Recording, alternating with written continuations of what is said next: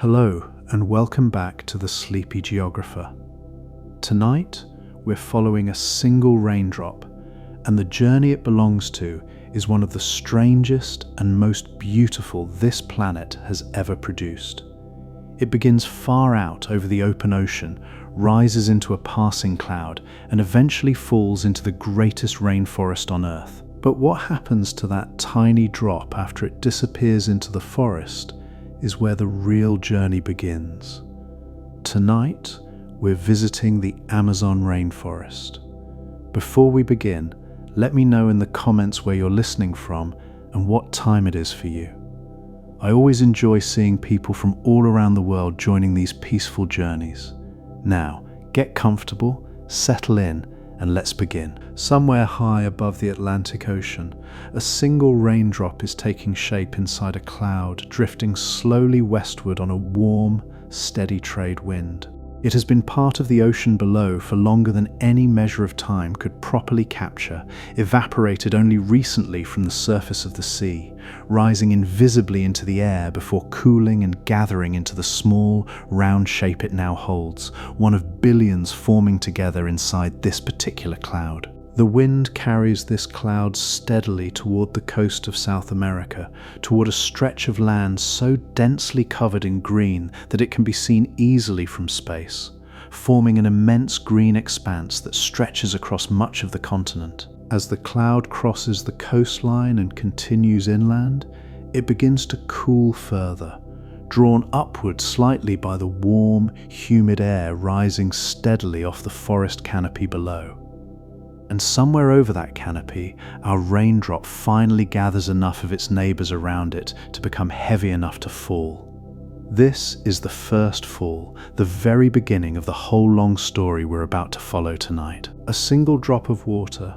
formed in a cloud built from ocean water, releasing itself from the sky and beginning its long descent toward a canopy of leaves so thick and so continuous that it will likely never touch the ground at all, at least not directly, not on this particular pass through the forest. The raindrop falls now, tumbling gently through open air, still warm from the tropical sun, catching for just a moment the golden, slanting light of late afternoon before it disappears into the uppermost layer of leaves far below. From here, so high above the forest, the canopy resembles the surface of some vast, rolling green ocean, rising and dipping according to whichever species happens to dominate each particular stretch, broken occasionally by the pale, sudden gap where some older, taller tree has fallen and opened a temporary window to the sky. The raindrop enters this canopy, and immediately its short, simple fall becomes something considerably more complicated. It strikes a single leaf first, high in the upper branches, and rather than continuing straight down, it gathers there for a moment, joined quickly by the next drop, and the next, until the leaf itself can no longer hold the weight, and the water slides off its tip, falling again, but only a short distance this time, to another leaf a little further down, where the whole process repeats itself. This is how rain actually moves through a forest this dense, not as a single, uninterrupted fall from cloud to ground, but as a long, patient relay, passed from leaf to leaf, branch to branch, delayed and softened and spread out across many additional minutes before it ever reaches whatever lies beneath the canopy at all. Some of it will never make that final trip downward. It will simply sit on a leaf's surface long enough to evaporate directly back into the warm, humid air, rejoining the sky without ever once touching soil. From somewhere within the middle branches of the canopy itself, the sound alone would tell you everything about the particular character of this forest. A steady patter of drops striking broad leaves overhead, softer than the crack of rain on open ground, muffled and layered, each impact slightly delayed from the next, so that even after the cloud above has finished releasing its burden entirely, the forest itself continues to release its own version of rainfall for several minutes more, water still finding its way downward through branch after branch, long after the sky has gone quiet. Around this single falling drop, the wider forest begins to reveal itself. This is the Amazon basin, and its size is genuinely difficult to hold in the mind all at once. The basin stretches across much of northern South America, covering millions of square kilometers of forest, river, wetland, and floodplain, shared among 9 different countries, though Brazil holds the greatest share of it. Within this basin sits the largest tropical rainforest on Earth, supporting an extraordinary concentration of plant and animal life. If you tried to cross this basin on foot, moving in a straight line from its eastern edge near the Atlantic coast to its western boundary at the base of the Andes, the journey would take you months through terrain that shifts considerably as you travel. Dense lowland rainforest in some stretches, seasonally flooded forest in others, patches of savanna, and scattered wetland breaking up the green in. Places where the underlying soil or elevation happens to differ just enough to support something other than continuous canopy. This forest is not one single, uniform thing, despite how it might appear from a great enough height. It's closer to a vast, connected mosaic, countless different habitats woven together across an area so large that weather patterns on one side of it can differ meaningfully from weather patterns on the other, all of it held together, ultimately, by the same river system and the same deep, ancient rhythm of rainfall we're going to spend tonight exploring. Somewhere within this mosaic, in a stretch of forest indistinguishable, at first glance, from 1,000 other stretches surrounding it,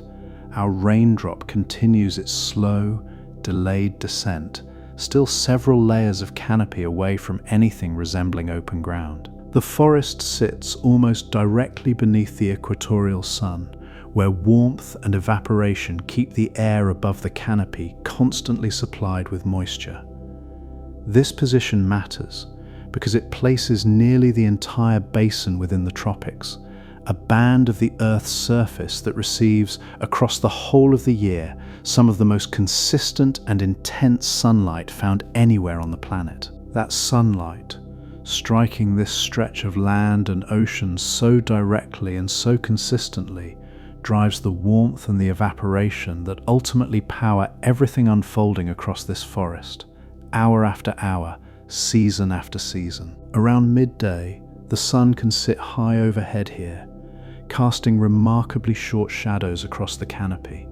the heat settling into the canopy with a steady, unhurried intensity that has shaped nearly every living thing adapted to survive within it. This isn't the kind of sunlight that varies dramatically by season, the way it does much further north or south. Day length here stays relatively consistent throughout the year, the sun rising and setting at roughly the same hour regardless of the month, a rhythm considerably steadier than the more dramatic seasonal swings familiar to anyone living further from the equator. The edges of this basin, the ridges and highlands that define where all of this water eventually drains, matter too, because they shape the entire system in ways worth understanding before following this raindrop any further downward. To the west, the Andes rise sharply, a long, young mountain range running the entire length of South America's western edge, its peaks reaching high enough to hold permanent snow even this close to the equator. These mountains form the basin's western wall, and they will play a genuinely important role much later in the story this raindrop is only just beginning tonight. To the north and south, older, more weathered highlands mark the remaining edges of the basin, gentler and lower than the Andes, but still enough to close the rim of an enormous, gently sloping bowl, funneling rainwater from an area covering a significant portion of an entire continent toward the same eventual outlet, far to the east, where the Amazon River finally meets the Atlantic. The whole basin, in this sense, resembles a shallow, forested valley on some almost unimaginable scale, walled in by mountains on one side and gentler highlands on the others, its floor covered almost entirely by the same dense, continuous canopy described a little while ago. Much of the water falling within this rim eventually finds its way toward the great river system running through the heart of it all. Our raindrop, having already made its slow, delayed way down through several layers of leaves in the upper canopy, continues its journey now, drawn ever downward by the same simple pull of gravity that governs every drop of water on this planet, following whatever path the leaves and branches above happen to offer it. Before following it any further, it's worth pausing to consider the sheer scale of water this basin actually holds at any given moment, because the picture unfolding around it is considerably larger than a single forest simply receiving rain and letting it run off toward the sea. Deep within this basin, the Amazon River carries more water than any other river on the planet. Its main channel alone would be remarkable on its own, but what makes this system so extraordinary is everything feeding into it. A network of tributaries so extensive that some of them, considered entirely on their own, would rank among the largest rivers anywhere else in the world. Picture this network the way you might picture the branches of an enormous tree, though inverted, gathering rather than spreading, countless smaller channels merging into larger ones, those larger channels merging in turn into the main river itself, drawing water from every corner of this vast, forested bowl and funneling it steadily eastward toward the Atlantic, waiting many thousands of kilometres away. Some of these tributaries run clear, their water carrying relatively little sediment, having drained through terrain with less erosion to contribute. Others run considerably darker, stained by tannins released from decaying vegetation across the swampy, slow-draining ground they've crossed. And others still carry the pale, muddy character most people picture when they imagine a great tropical river, heavy with sediment washed down from the young, rapidly eroding slopes of the Andes far to the west. Where these different rivers meet, their waters sometimes flow side by side for a considerable distance before finally blending, two distinct colors visible within the same channel, reluctant for a while to fully mix. Along much of the river's length, and along the length of its major tributaries as well, the surrounding forest floods on a seasonal basis, water rising gradually as the wet season deepens, spreading outward from the main channel across a floodplain, sometimes stretching for many kilometers in every direction before receding again as the drier months return. At the height of its own particular season, this flooded forest holds tree trunks rising directly from water that may reach several meters up their bark, their lower branches submerged entirely, fish moving freely through territory that stands, for the rest of the year, as ordinary, dry forest floor. This flooding follows the same basic rhythm shaping seasonal cycles throughout this entire basin, driven by rainfall gathering across an enormous watershed and funneling gradually downstream,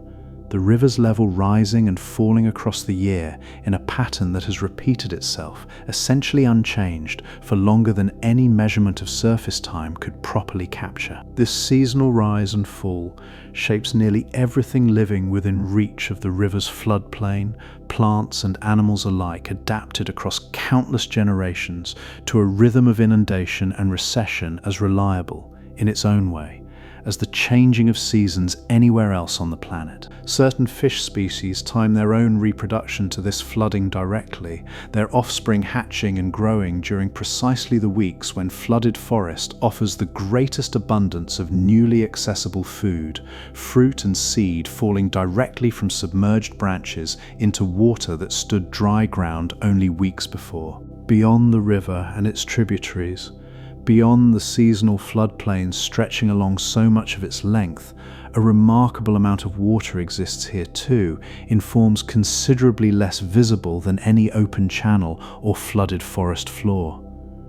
Rainfall soaking into the ground across this basin doesn't simply run off toward the nearest stream. A significant portion sinks instead into the soil itself,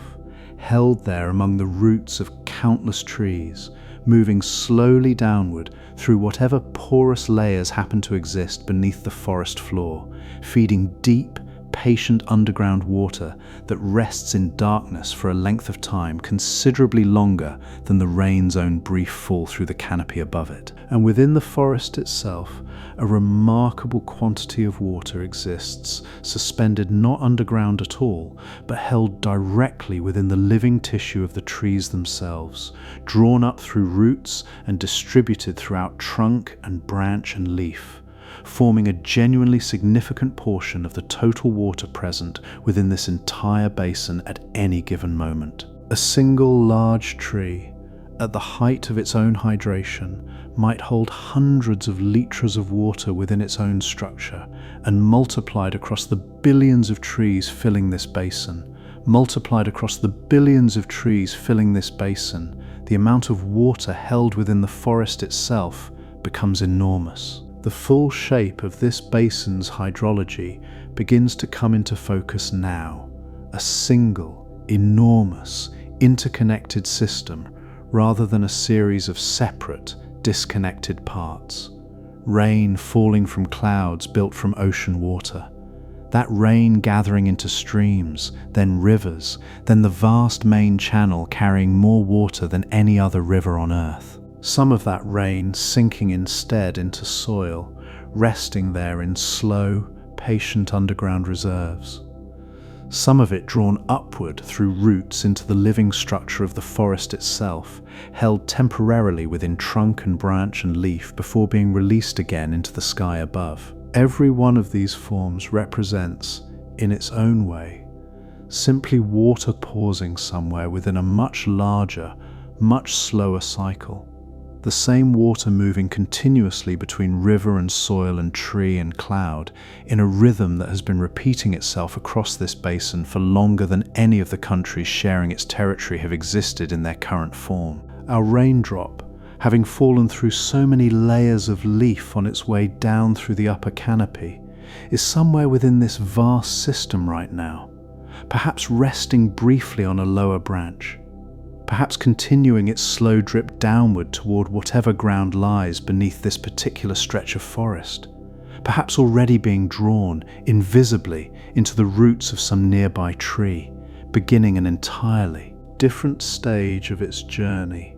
deeper still within the layered, vertical world this forest holds beneath its canopy, where light itself behaves according to rules found almost nowhere else on the surface of this planet. The layered, vertical world beneath this canopy has its own particular architecture, and everything happening to our raindrop from this point forward depends on which of these layers it eventually reaches. Near the very top, the canopy itself forms a nearly continuous roof over the entire forest, the crowns of the tallest trees spreading wide enough that their leaves often touch or overlap with their neighbors, creating an unbroken green ceiling, stretching for as far as the eye can follow in any direction. This is where most of the forest's sunlight is captured, absorbed almost entirely before it ever has the chance to reach anything below. Trees at this level have adapted specifically to compete for that light,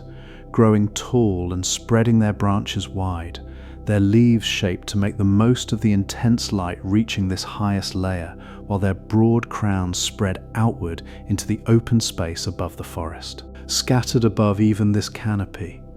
certain especially tall trees rise higher still, their crowns emerging above the general roof of green, standing exposed to open sky and whatever wind happens to be moving across the region. These emergent trees experience conditions considerably different from anything found just below them. Direct sun for the fullest part of the day, stronger and more consistent wind, and a far greater exposure to whatever storm happens to be passing through at any given moment. Their presence breaks the otherwise even surface of the canopy into something closer to a rolling, uneven landscape, peaks and valleys formed not by rock or soil but by the growth patterns of trees competing across many centuries for their own share of the sun. A bird moving between two of these emergent crowns crosses open air entirely exposed to the sky, visible for a moment against the pale blue overhead before dropping back down into the cover of the canopy proper,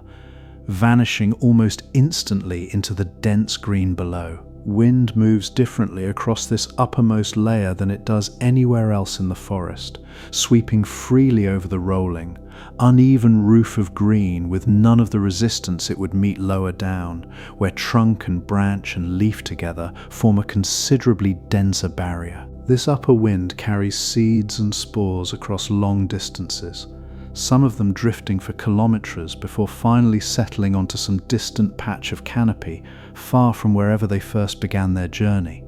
A slow, patient method of dispersal that has helped shape the particular mix of species found scattered across this entire basin. Beneath this upper roof of leaves, a second layer holds a very different character entirely. Considerably dimmer than the canopy above it,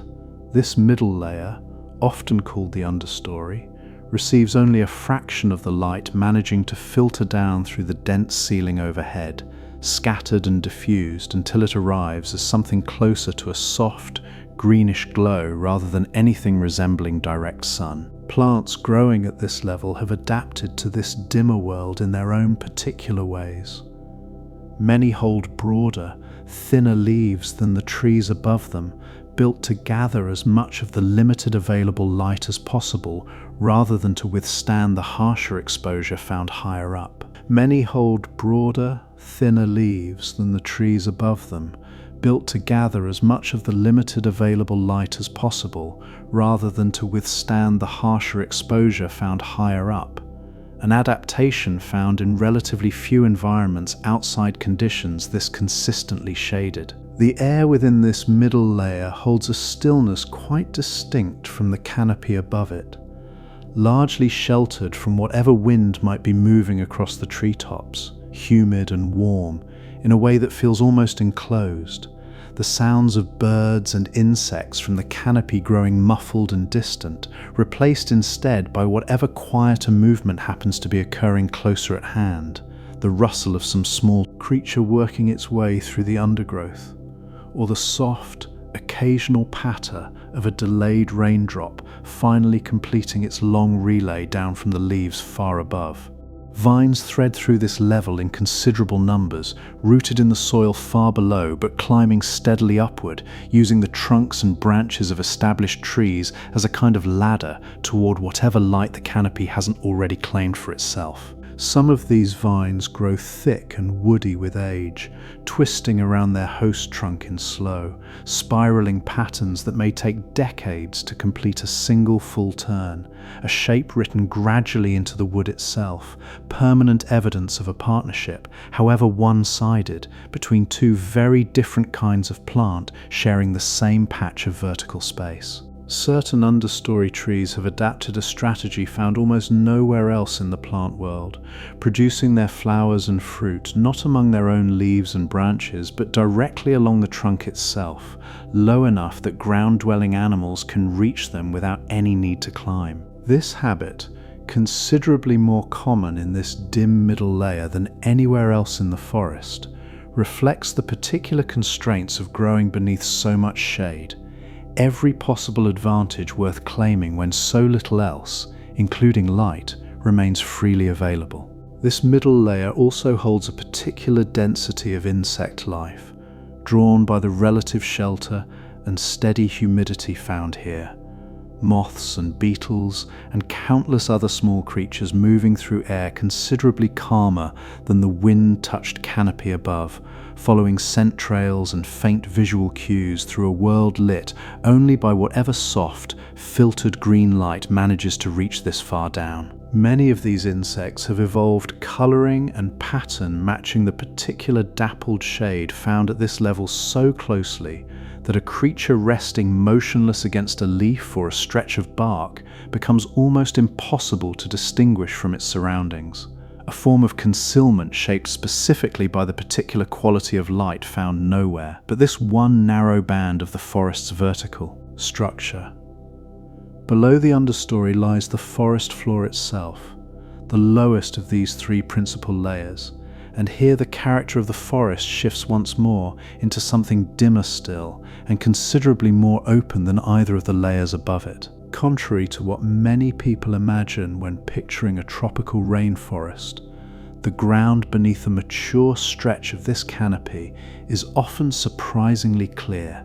easy enough to walk through without needing to push aside dense, tangled vegetation at every step. This is because so little light reaches this deepest level that most plants simply cannot grow here at all, the canopy and understory above having already claimed nearly everything the sun has to offer before it ever reaches this far down. What vegetation does survive at ground level tends to be specifically adapted to this scarcity. Low, broad-leafed plants capable of photosynthesizing efficiently even in extremely dim conditions, along with various forms of fungi and moss that require no direct light whatsoever, drawing their own energy instead from the decaying material scattered across the forest floor around them. The air here carries its own particular quality, cooler than the layers above despite the tropical setting, heavy with the mineral scent of decomposing leaves and the deeper, earthier smell of soil rarely disturbed by direct sunlight or strong wind. Sound behaves differently too, the distant calls filtering down from the canopy arriving muffled and soft, while closer sounds, the rustle of some small creature moving through leaf litter, the faint drip of water still finding its way down from far above, carry with a clarity found nowhere else within this vertical structure. This stillness at ground level has its own particular temperature, several degrees cooler than the canopy far above it. The dense covering of leaves overhead trapping heat higher up while allowing the ground beneath to remain noticeably cooler and more sheltered than the layers above, a climate almost entirely its own, distinct enough from the layers above that certain creatures living exclusively at this level would struggle considerably if forced to climb even a short distance upward into warmer, brighter conditions.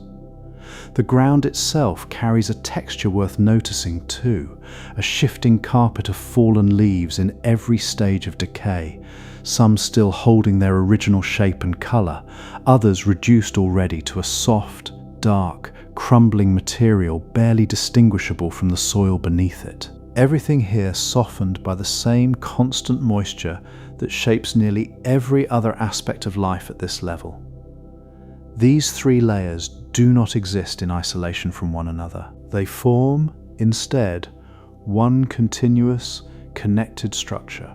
light passing down through each level in diminishing amounts, water following its own long, delayed path from canopy to understory to forest floor, and countless creatures moving freely between levels according to whatever particular need happens to draw them upward or downward at any given moment. Certain animals spend nearly the whole of their lives within a single one of these layers, adapted so completely to its particular conditions that venturing into a different level would expose them to threats or challenges their own bodies have simply never needed to prepare for. Others move regularly between layers, descending from the canopy to feed on something available only near the ground, or climbing from the forest floor into the understory to escape some danger below. This vertical structure, considered as a whole, holds a genuinely remarkable density of life. This vertical structure holds an extraordinary density of life, each species occupying its own particular space within the changing levels of light and shadow. Each one occupying its own particular niche within one layer or another, or moving between several, according to patterns shaped across countless generations of adaptation to this same layered, shifting world of light and shadow. A single mature tree, standing at the boundary between canopy and understory, might itself host an entire small community. Orchids and ferns rooted not in soil at all, but directly onto its own bark, gathering whatever moisture and nutrients drift past on the humid air, drawing nothing from the tree itself beyond the simple physical support of a surface to hold onto. This kind of relationship, common throughout the middle layers of this forest, allows an individual tree to become something closer to its own miniature ecosystem, dozens of smaller plants finding their entire existence within the space of a single trunk and its surrounding branches. Small pools sometimes gather within the cupped leaves of certain plants growing along the branches at this level, tiny reservoirs no larger than a folded hand, holding rainwater that has already made its own delayed journey down through the canopy above. These small, suspended pools support their own miniature world entirely apart from the ground so far below, insect larvae completing their whole early life within a single cupped leaf, never once touching soil, an entire brief existence contained within a few tablespoons of water resting many meters above the forest floor. Between these small, suspended worlds and the deep, shaded ground so far beneath them, an entire vertical community moves continuously, connecting one layer to the next in ways easy to overlook from any single vantage point within the forest itself. A creature descending from the canopy toward the ground carries with it, unknowingly, whatever seeds or spores happen to be caught in its fur or feathers, depositing them somewhere entirely different from where they first attached, a slow, wandering method of dispersal repeating itself constantly throughout every level of this layered structure, weaving the whole vertical world together a little more tightly with each small, unremarkable journey. Our raindrop, having continued its slow descent through the upper canopy, now approaches the boundary between that upper layer and the dimmer understory below it, passing from one distinct world into another almost without any clear, single moment marking the transition. The light around it grows softer here, greener, the warmth of direct sun replaced by something closer to a constant, gentle shade. At this point in the journey, the forest's own architecture has already shaped this single drop in countless small ways. Just how much of the forest's own architecture has already shaped this single drop's path? It has been delayed by leaf after leaf in the canopy above, some of its neighbours lost already to evaporation directly off those same upper leaves, rejoining the sky without ever reaching this deeper world at all. What remains continues downward now into a stretch of forest considerably calmer and considerably more sheltered than anything encountered so far tonight. Passing through this middle layer, the raindrop slides along the curved surface of a broad, waxy leaf belonging to some understory plant adapted specifically to gather what little light reaches this far down, before finally releasing from the leaf's tapered tip and continuing its fall the last short distance toward the ground below. The forest floor, when this raindrop finally approaches it, holds a particular kind of darkness worth sitting with for a while before following the story any further. Very little direct sunlight ever reaches this deepest level of the forest, filtered instead through two full layers of leaves above it, canopy and understory both claiming their own share before whatever remains finally arrives at ground level, reduced by then to something closer to a dim, greenish twilight rather than anything resembling genuine daylight. Researchers studying light levels at this depth have found that in many stretches of mature forest, less than 2% of the sunlight striking the canopy above ever makes its way down this far, an amount so reduced that human eyes, adjusted to brighter conditions, often need several minutes simply to adapt enough to make out any real detail in the surrounding vegetation. This scarcity of light shapes nearly everything about life at ground level. Plants growing here have had to develop strategies considerably different from anything needed by their relatives higher up in the canopy or understory. Some grow remarkably large, broad leaves, maximizing whatever surface area they can manage in order to capture as much of the limited available light as possible. Others have abandoned photosynthesis altogether, drawing their nutrients instead from decaying organic material scattered across the forest floor, or from partnerships formed with fungi capable of extracting resources from the soil in ways no ordinary plant root could manage on its own. Certain ground-level plants have taken this adaptation a step further still, losing nearly all of their green colouring entirely, since chlorophyll offers little advantage in a place already claiming so little light to begin with. These pale, sometimes almost translucent plants rely completely on their fungal partners for sustenance, drawing whatever nutrients they need from a network of thread-like growth spreading invisibly through the soil, connecting one plant to another and to the roots of surrounding trees in a web considerably more extensive and considerably more essential to the forest's survival than anything visible above ground. Occasionally, this deep, consistent shade is interrupted, though only temporarily, when an older tree somewhere in the canopy above finally falls, opening a gap in the otherwise unbroken roof of leaves and allowing, for a while, a genuine shaft of direct sunlight to reach all the way down to the ground below. These gaps trigger an almost immediate response from whatever seeds happen to be waiting, dormant in the soil beneath them, seeds that may have rested there for years or even decades, unable to germinate in the deep shade surrounding them, suddenly finding themselves bathed in enough light to begin growing at last. A race begins in earnest once such a gap opens,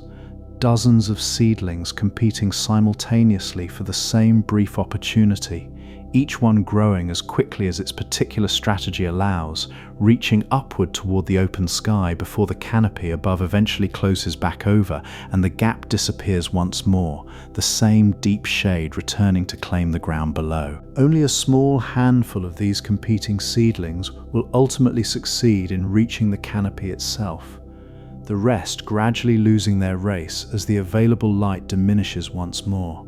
their growth slowing and eventually stopping altogether as they settle back into the same patient, shaded existence shared by nearly everything else at this level of the forest. The fallen tree responsible for this brief opening does not simply disappear once its own life has ended. Its trunk remains on the forest floor for years afterward,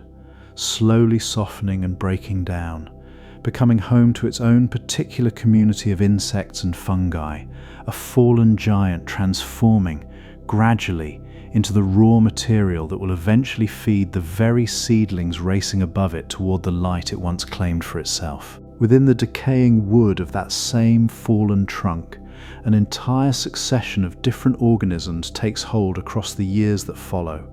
one community giving way to the next as the wood itself grows softer and more thoroughly broken down, beetles and fungi arriving early while the timber still holds some of its original firmness, replaced later by other, more specialized decomposers as the trunk collapses, gradually into something closer to soil than wood, its nutrients finally released for whatever roots happen to be waiting nearby. Beneath even the plants struggling for whatever light manages to reach them, the forest floor holds another process entirely, one requiring no light at all, working instead through the slow, steady breakdown of everything that falls from the layers above. Leaves, branches, fallen fruit, the bodies of countless small creatures, all of it eventually reaches the ground here, and all of it begins, almost immediately upon arrival, the process of decomposition, broken down gradually by fungi and bacteria and a whole community of small creatures specifically adapted to this particular task. In this warm, humid environment,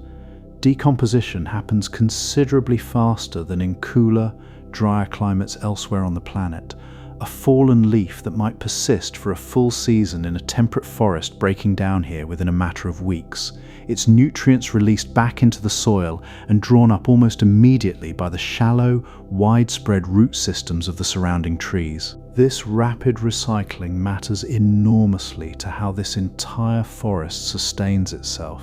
and it connects directly to a detail worth sitting with for a moment, one that surprises many people learning about this ecosystem for the first time. The soil beneath this forest, despite supporting such an extraordinary density and diversity of life,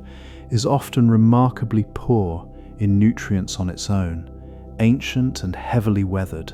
having been exposed to rainfall and warmth for a length of time considerably longer than most soils found in cooler, more recently glaciated parts of the world. Almost everything this forest needs to sustain itself exists not within the ground at all, but within the living and decomposing material constantly cycling through its layers, leaves falling, breaking down, being drawn back up into new growth over and over in a cycle considerably more important to this ecosystem's survival than whatever nutrients the underlying soil itself might otherwise provide. Our raindrop, having reached the very edge of this deepest, shaded layer, settles finally onto a single fallen leaf resting on the forest floor, its long descent through the canopy and understory complete, at least for this particular stage of its journey. Here, surrounded by the quiet, mineral-scented air of the deepest part of the forest, it rests among the same slow, patient cycle of decay and renewal sustaining nearly everything living within reach of this ground. Around it, in the dim, greenish light filtering down from so far above, a beetle moves slowly across the surface of the same fallen leaf, its own small weight barely disturbing the thin film of water gathered there. Somewhere nearby, a thread of fungal growth extends invisibly through the leaf litter beneath, drawing whatever nutrients it can from material that arrived here only recently, breaking it down into a form the surrounding trees will soon be able to use. It will not remain here for long. Some of it will soak directly into the thin layer of soil beneath the leaf, drawn quickly toward whatever root happens to be nearest. Some of it will evaporate slowly back into the humid, still air of this lowest layer, rising gradually back toward the understory above. And some of it, carried by whatever small trickle of surface water happens to be moving through this particular patch of ground, will continue on toward a nearby stream, joining the vast, connected river system running through the heart of this entire basin. Whichever path it takes, this raindrop has now completed its full descent through the layered, vertical world defined by this forest's canopy, understory, and floor. Three distinct realms of light and shadow stacked one atop another, each shaping, in its own particular way, everything living within reach of it, from the tallest emergent tree rising above the canopy, down to the smallest fungus drawing. Quiet sustenance from the decaying leaf, now cradling this single, patient drop of water. The leaf now cradling this single, patient drop of water rests atop soil that holds a secret worth pausing over, because almost nothing about this ground behaves the way its extraordinary canopy above might lead you to expect.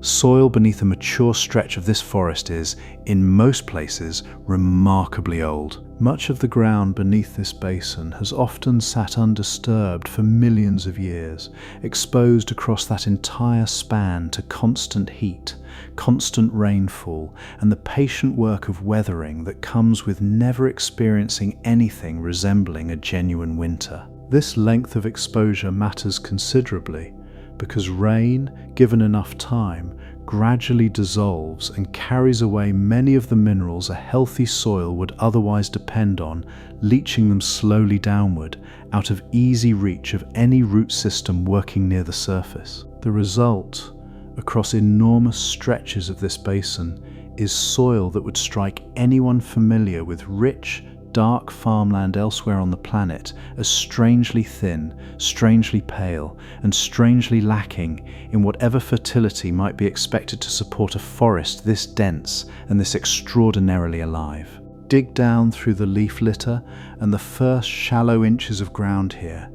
and you would often find, not far beneath the surface, a layer of reddish or yellowish clay, its colour owed to iron and aluminum oxides left behind once nearly everything else soluble has already been carried away by rainfall accumulated across a length of time longer than most mountain ranges have existed in their current form. In cooler climates, similarly weathered soil might support only sparse, slow-growing vegetation, its poverty visible immediately in whatever struggles to grow above it. Here, that same underlying poverty hides itself almost entirely beneath a canopy so dense, so tall, and so continuously green that nothing about the forest's outward appearance would ever suggest the thin, fragile ground supporting it from below. This detail deserves to be sat with for a while, because it runs directly against what most people assume when picturing the most biologically rich ecosystem on the planet. Surely, the reasoning goes, a forest this dense, this productive, this overflowing with life, must be standing on some of the richest soil found anywhere on Earth. And yet the opposite is closer to the truth. Much of the ground beneath this canopy, tested directly for its mineral content, would struggle to support even a modest vegetable garden,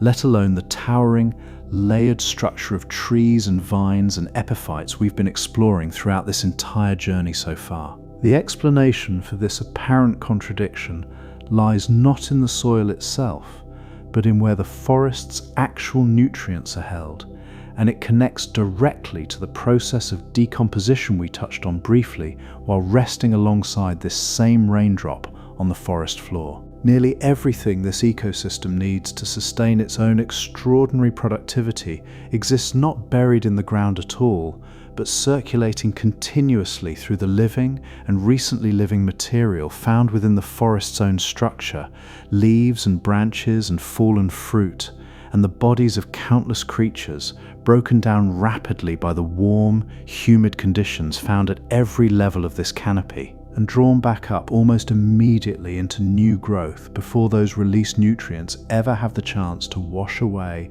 or sink beyond a root's easy reach. Ecologists studying this pattern have sometimes described the entire nutrient supply of this forest as existing mostly above ground rather than below it,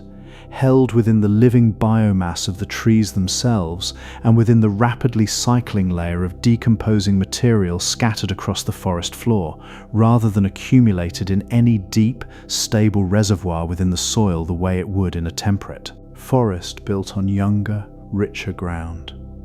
This forest, in a very real sense, does not rely on its soil to remember what it needs. It relies instead on speed, on the rapid, continuous recycling of nutrients passing from leaf to litter to root and back into leaf again, over and over, in a cycle so tight and so efficient that almost nothing escapes it for very long. The roots supporting this entire system reflect this particular strategy directly. Rather than reaching deep into the ground in search of buried reserves the way trees in richer, more temperate soils might, the majority of roots within this forest spread instead in a dense, shallow mat close to the surface, positioned precisely where the fastest decomposition happens to be occurring, ready to intercept nutrients almost the instant they're released from whatever fallen material happened to be breaking down nearby.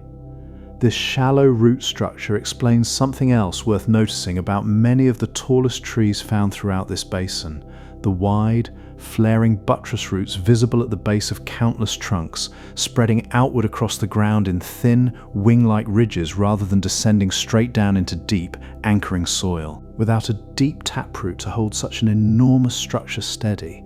these trees have instead developed a different solution entirely, distributing their support laterally across a wide surface area, the same shallow strategy that serves them so well for gathering nutrients, also helping, in a slightly different form, to keep hundreds of tons of trunk and branch and leaf standing upright against whatever wind or storm happens to pass through. These buttress roots rise sometimes several meters above the surrounding ground before curving down to meet the earth, thin as a wall in places, providing exactly the kind of broad, stable footing a tall, shallow-rooted tree requires in soil too thin and too nutrient-poor to reward the alternative strategy of digging deep. Between two such buttresses, a small hollow often forms, sheltered on three sides by the tree's own root structure, sometimes deep enough for a small creature to rest within during the heaviest part of a passing storm, tucked into a shelter grown not for its benefit but simply as an incidental consequence of how this particular tree has learned to hold itself upright against the pull of its own considerable weight. Fungi play a role in this system considerably larger than most people realize,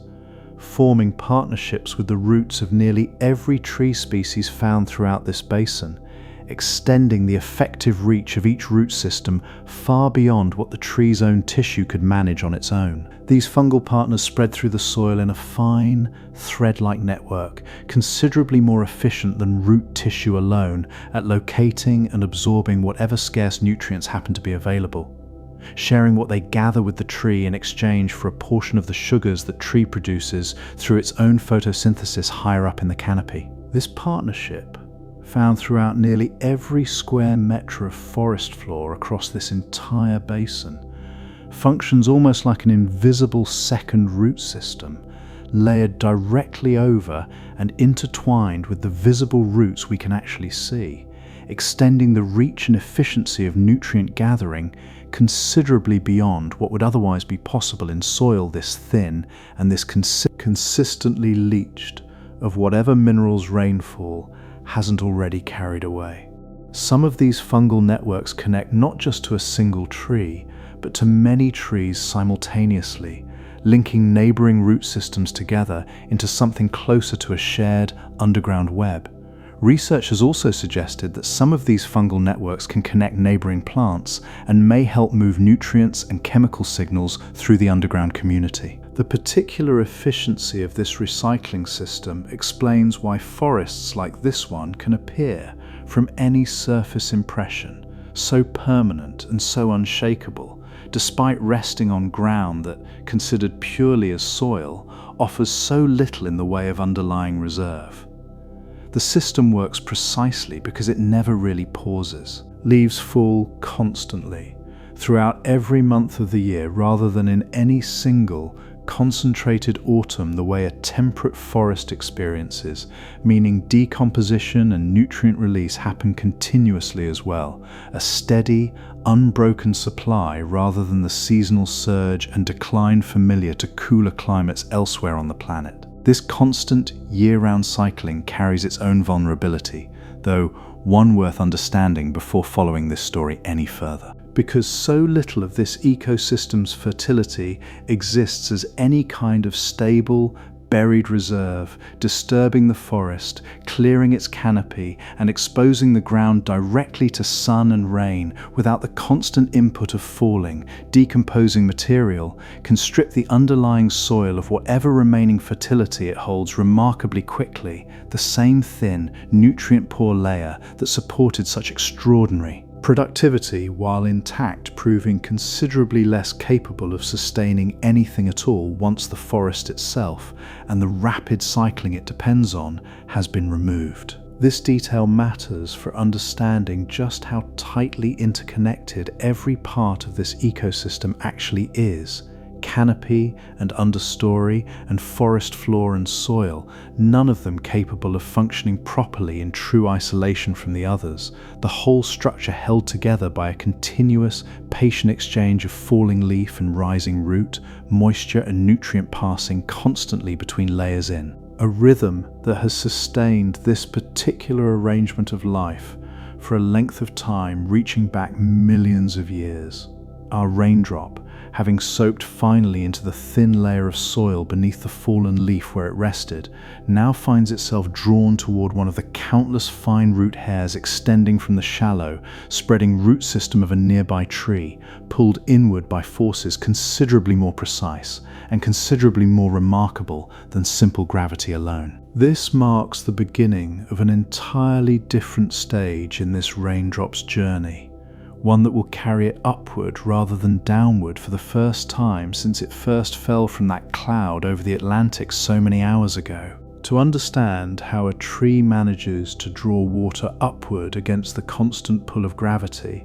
sometimes across a vertical distance exceeding 60 meters from root to highest leaf, it helps to consider what's actually happening within the tree's own internal structure, a system considerably more elegant and considerably more physically demanding than most people ever pause to appreciate. Water entering a root hair passes first into a network of extremely fine internal tubes, running continuously from the tree's deepest roots all the way up through its trunk, its branches, and finally into every individual leaf spread across its crown. These tubes, collectively forming what's called the xylem,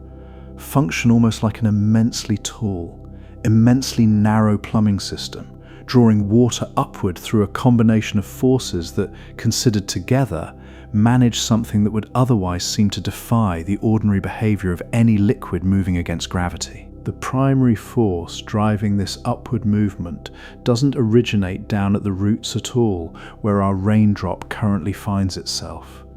It originates instead far above at the leaves themselves, in the uppermost layers of canopy and understory we explored so closely earlier in this journey. Every leaf across this entire tree holds, on its underside, thousands of microscopic openings called stomata,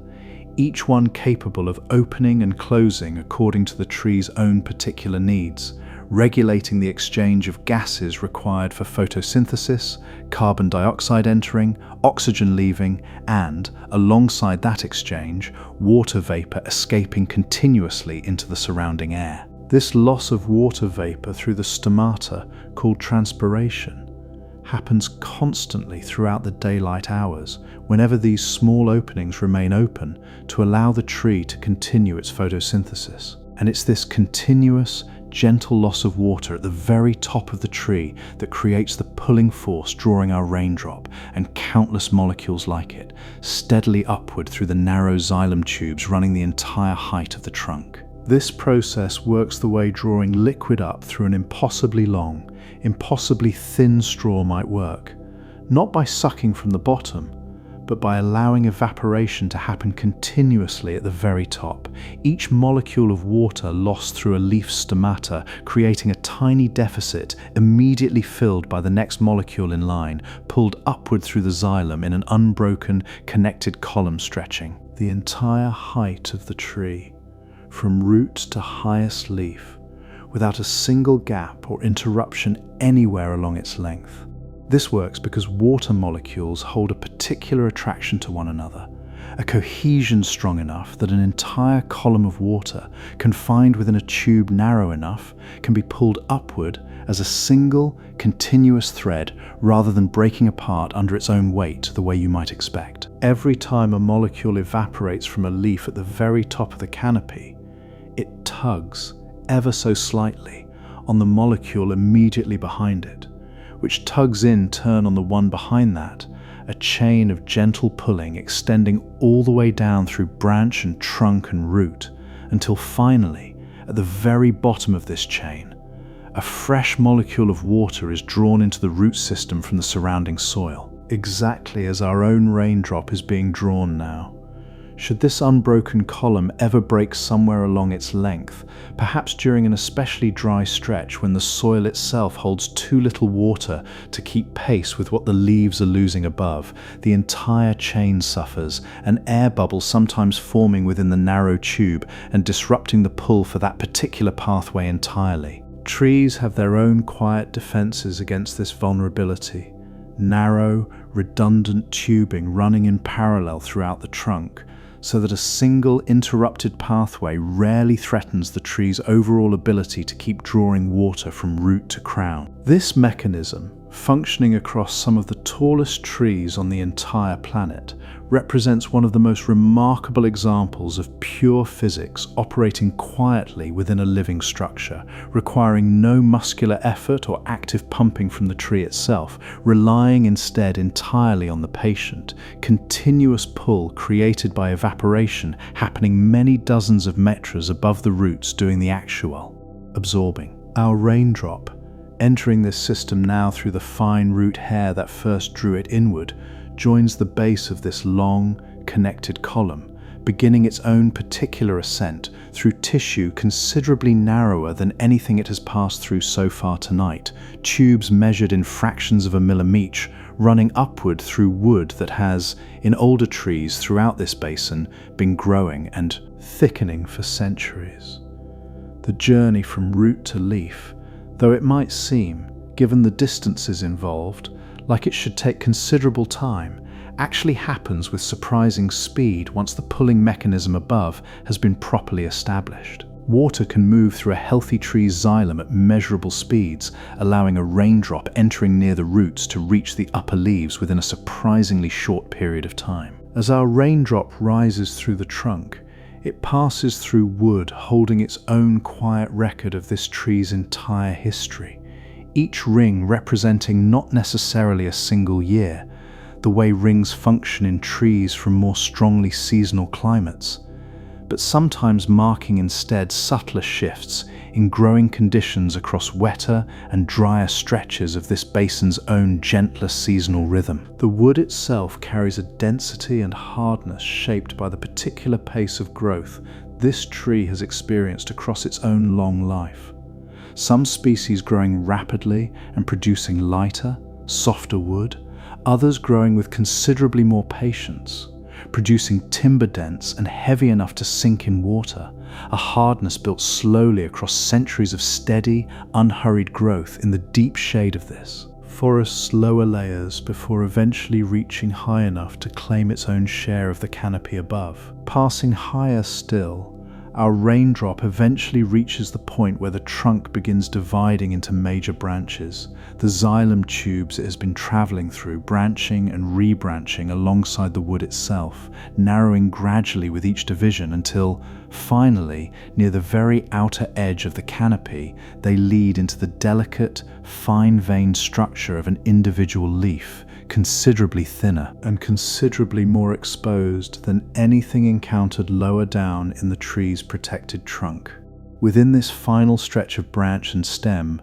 the raindrop passes close enough to the outer bark to feel, in whatever loose sense water can be said to feel anything, the faint warmth of the sun gathering along the tree's outermost surface, a warmth that intensifies steadily as the ascent continues, until finally the enclosed darkness of trunk and branch gives way entirely to the open, sunlit world of the leaf itself.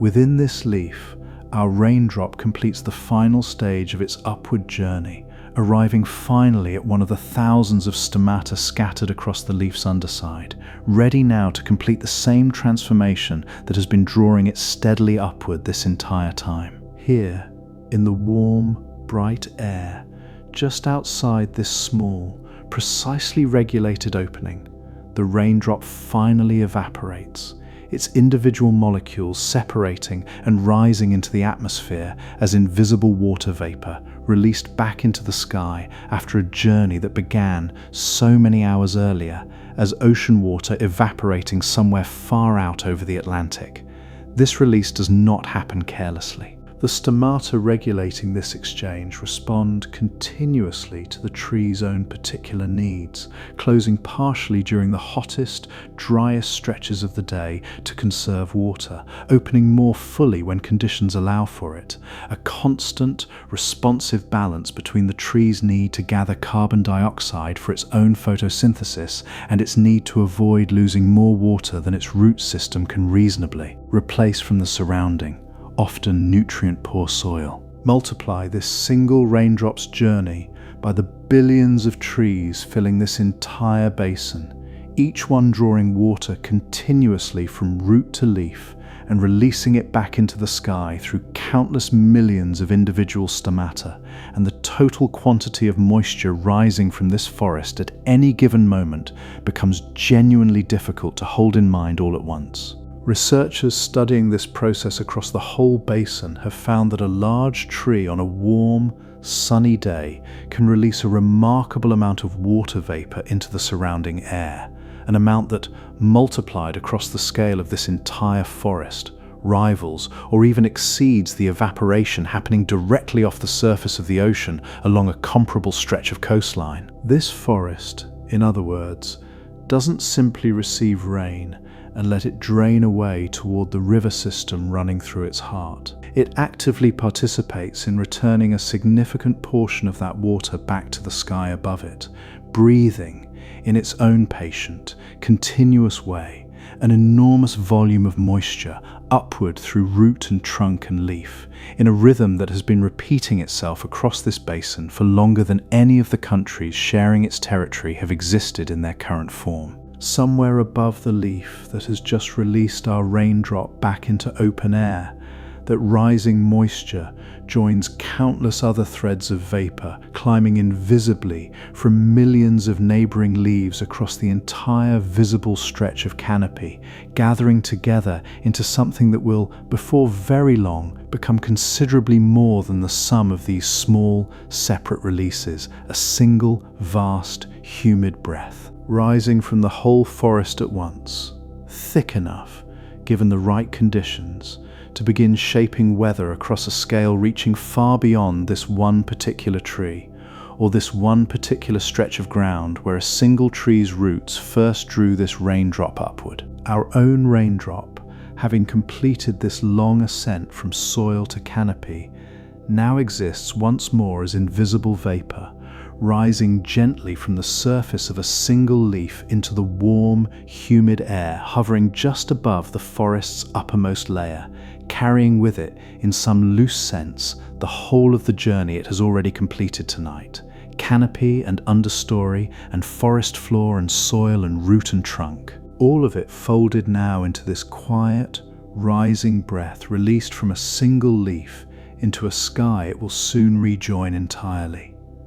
That rising thread of vapor, released from a single leaf only moments ago, does not simply drift upward and disappear into the open sky. It joins, instead, something far larger, an invisible current of moisture moving steadily above this entire forest, carried along by winds that have been crossing this basin in roughly the same direction for longer than any tree currently standing beneath them has been alive. This moving band of atmospheric moisture, filled with water drawn upward from millions of trees across the basin, has come to be known as a flying river, and although the name sounds unusual at first, it describes something remarkably real. A river, in the ordinary sense, carries water across land by following whatever channel gravity has carved for it, moving from higher ground toward lower ground, gathering tributaries along the way, growing wider and more substantial the further it travels from its source.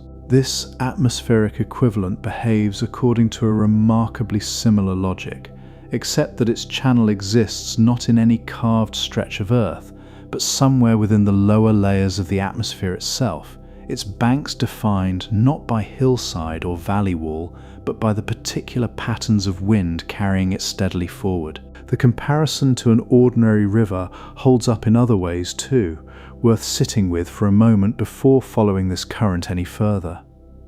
Just as a surface river changes its shape as the landscape around it changes, this atmospheric current shifts as it moves above the forest, gathering more moisture wherever the canopy grows thick and continuous. To understand how this invisible river actually forms, it helps to consider the prevailing winds moving across this stretch of South America, blowing in from the Atlantic and continuing steadily westward across the entire width of the continent, pushed along by the same broad, planet-scale patterns of air circulation that shape weather across so much of the tropics. As this wind crosses the Amazon's eastern edge, it begins gathering moisture almost immediately, drawing up whatever water vapor happens to be rising from the forest canopy below in exactly the manner our own single raindrop has just joined.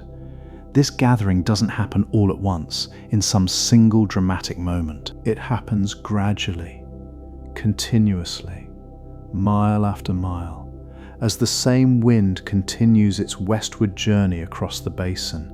passing over forest after forest, each stretch adding its own contribution of rising moisture to the air already moving above it. By the time this wind has crossed a significant portion of the basin's total width, it carries within it an accumulated volume of moisture considerably greater than what it originally held when it first arrived from the ocean. The forest, in this sense, doesn't simply receive the rain this wind might otherwise have carried onward. It actively adds to what the wind is carrying, recharging the air's moisture again and again as it continues its long path westward, sustaining, through this repeated contribution, a river of vapor considerably more substantial than anything the ocean alone could have provided at the coastline. This invisible river travels through the lower atmosphere, close enough to remain connected to the forest below, yet high enough to move steadily above the treetops. This particular layer of atmosphere becomes, in effect, a genuine corridor, carrying moisture along a path shaped as much by the forest breathing beneath it as by the broader currents of wind circling the wider hemisphere. Within this corridor, the moisture itself doesn't move as some uniform, evenly distributed mist. It gathers in thicker and thinner bands, denser directly above the parts of the forest transpiring most vigorously beneath the afternoon sun, thinner above whatever stretches of river, clearing, or exposed rock happen to interrupt the canopy's otherwise continuous cover. From above, these variations create a shifting pattern of moisture, gathering more densely in some places and spreading more thinly in others, faster and more concentrated in some channels, slower and more diffuse in others, shaped by the same underlying landscape it passes above, even though it never once touches the ground itself. This moisture doesn't remain suspended indefinitely in some static, unchanging cloud hovering permanently above the forest. It continues moving, carried steadily by the same wind that gathered it, traveling westward across the entire remaining width of the basin, sometimes releasing a portion of itself as rain along the way, falling back onto the same forest that raised it only recently before rising again through another tree's roots and leaves and rejoining the same moving current a little further along its journey. This repeated cycle, moisture rising, traveling a short distance, falling again as rain, and rising once more, happens continuously across the whole width of this basin, meaning a considerable portion of the water falling on any given stretch of forest didn't arrive directly from the distant ocean at all, but rather from another patch of forest somewhere closer by, itself recycling water that had, at some earlier point, either arrived from the coast or been recycled from some stretch of forest closer still. Researchers estimate that, moving from east to west across the full extent of the basin, rainfall gets recycled through this process several times over, each cycle drawing a portion of the same water back up into the sky and releasing it again a little further along, before whatever remains finally reaches the mountains waiting at the basin's western edge. This recycling explains something that might otherwise seem puzzling: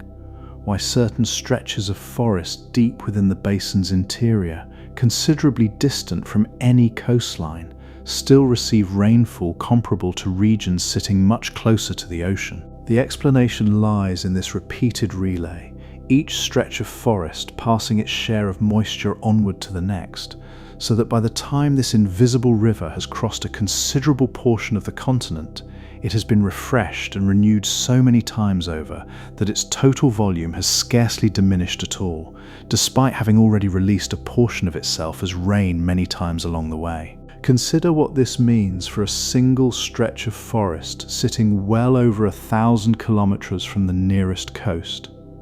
a distance that would, in almost any other landscape on the planet, correspond to a considerable and often dramatic decline in available rainfall, the ordinary pattern by which coastal regions receive abundant moisture while interior regions grow progressively drier the further they sit from any ocean. Here, that ordinary pattern simply doesn't hold, because the forest itself has effectively carried the ocean's contribution inland with it, relayed forward stretch by stretch, canopy by canopy, so that even the most interior reaches of this basin remain supplied with rainfall considerably more reliable and considerably more abundant than their distance from the sea would otherwise predict. This entire system, viewed from directly above, resembles a genuine river seen from an aircraft window, its course visible as a distinct, moving band against the surrounding landscape, except that this particular river exists not on the ground, but somewhere within the lower atmosphere, invisible to the naked eye, except in the shape and movement of whatever clouds happen to be forming along its path at any given moment. Meteorologists studying this phenomenon have used satellite tracking and careful atmospheric measurement to trace the actual boundaries of these flying rivers, finding that the total volume of water moving through them across the Amazon basin at any given moment rivals, and by some estimates even exceeds, the volume of water flowing through the Amazon River itself, the same river we explored earlier. Tonight, already known as the single largest river on the entire planet.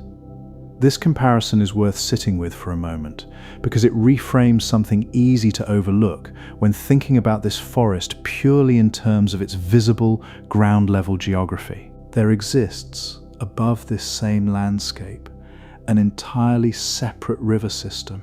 invisible, airborne, carrying a comparable quantity of water, moving according to its own particular rules, shaped by wind rather than by any channel carved into rock or soil. This particular insight came only gradually to researchers studying the region, pieced together across decades of separate observation, satellite measurements of atmospheric moisture combined with ground-level records of rainfall and evaporation, until the overall pattern finally revealed itself clearly enough to describe with real confidence. Before this understanding developed, most assumptions about rainfall across South America's interior treated the ocean as the primary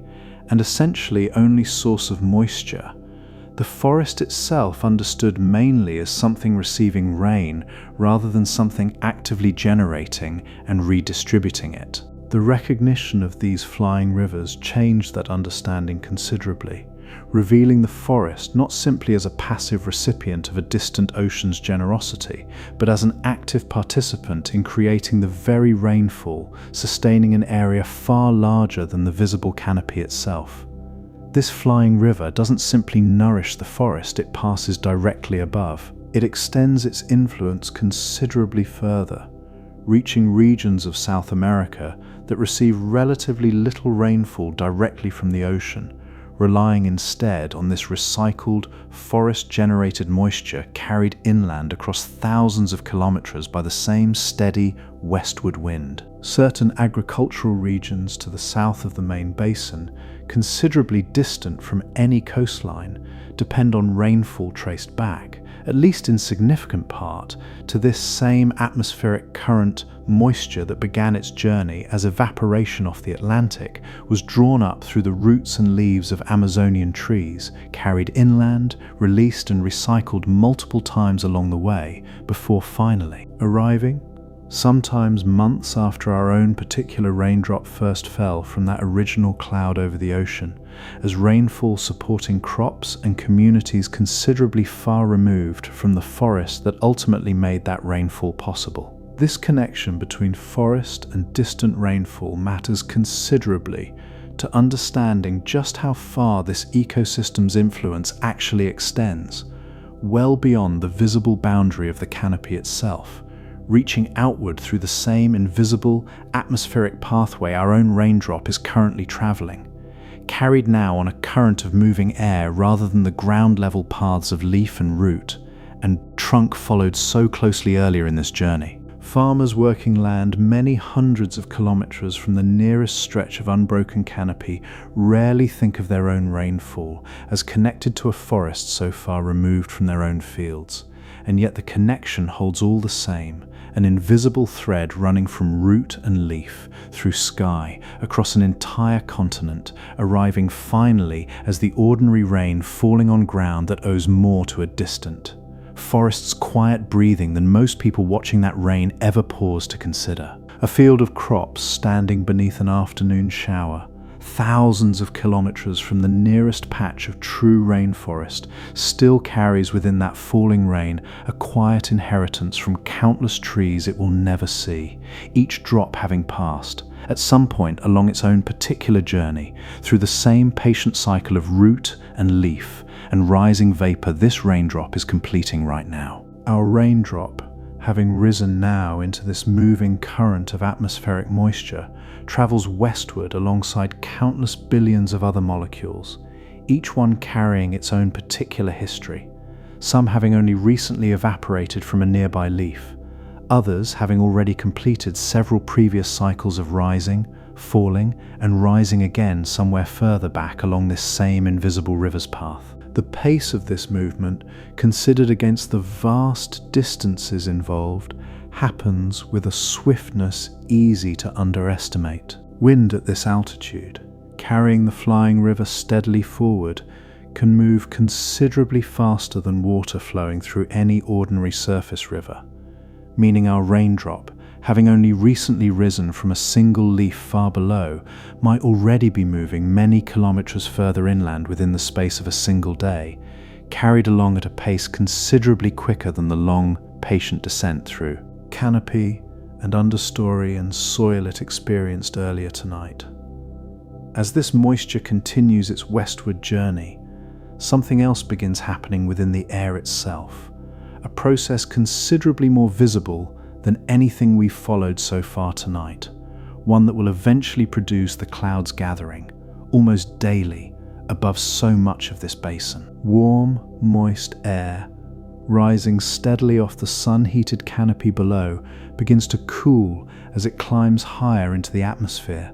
The same basic principle governing cloud formation in any climate anywhere on the planet, though happening here with a consistency and intensity found in relatively few other places on Earth's surface. As this warm air rises and cools, it eventually reaches a point where it can no longer hold all the water vapor it has been carrying, the excess beginning to condense into countless tiny droplets, each one gathering around some microscopic particle of dust or pollen or salt drifting through the surrounding air, providing exactly the kind of surface needed for water vapor to transform back into liquid form. The particles serving as this foundation for condensation arrive from remarkably varied sources, some drifting inland from the same ocean this whole journey began above, fine grains of salt lifted from breaking waves and carried far inland on the wind. Others rise locally, released by the forest itself, tiny biological particles shed from leaves and bark, and the countless microorganisms living across every surface of this ecosystem, providing, in their own quiet way, one more small contribution the forest makes toward building the very clouds that will eventually water it. Researchers examining these forest-generated particles closely have found them present in the surrounding air in numbers considerably greater than earlier assumptions had predicted, released continuously from the same leaves and bark responsible for so much of the water vapor rising above this canopy in the first place. This detail adds another layer to the forest's own quiet participation in its weather, providing not just the moisture required for cloud formation, but, in a meaningful share of cases, the very particles that moisture needs in order to condense at all. This condensation happens on a scale considerably larger and considerably more consistent above this particular forest than in most other regions of the planet,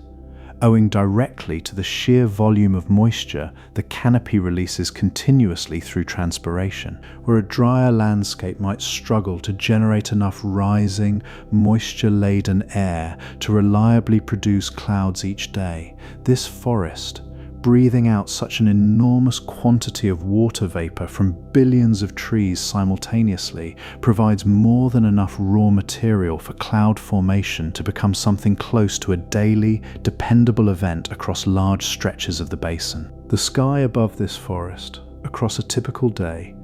begins clear in the earliest morning hours, the previous night's cooler temperatures having settled the atmosphere into something close to stillness. As the sun climbs and the canopy begins warming, moisture starts rising more vigorously. Small, scattered clouds beginning to form by mid-morning, growing steadily larger and more numerous as the day continues, until by early afternoon, when the heat and the resulting evaporation reach their daily peak, the sky above much of this basin often holds a considerable gathering of tall, billowing clouds. Built almost entirely from moisture the forest itself has released only hours earlier. These clouds, formed so directly from the forest's own transpiration, represent something worth pausing over carefully, because they reveal just how thoroughly this ecosystem participates in shaping the very weather that sustains it, rather than simply existing as a passive recipient of whatever rainfall happens to arrive from elsewhere. In many other regions of the world, cloud formation depends heavily on moisture carried in from distant oceans, arriving already formed or nearly formed, needing only the right combination of temperature and elevation to release its rainfall onto whatever landscape happens to lie beneath it. Here, across large stretches of this basin, particularly in regions considerably distant from the coast, a significant portion of the moisture forming these afternoon clouds has been drawn from the forest floor itself only within the past day or two, cycled up through root and trunk and leaf, released as vapor, carried a short distance by the flying river we explored a little earlier, and gathered, now into cloud, directly above the very canopy that provided it. This represents a genuine partnership between forest and atmosphere, each one sustaining the other in a continuous, self-reinforcing cycle. The forest requires rainfall to survive, obviously enough,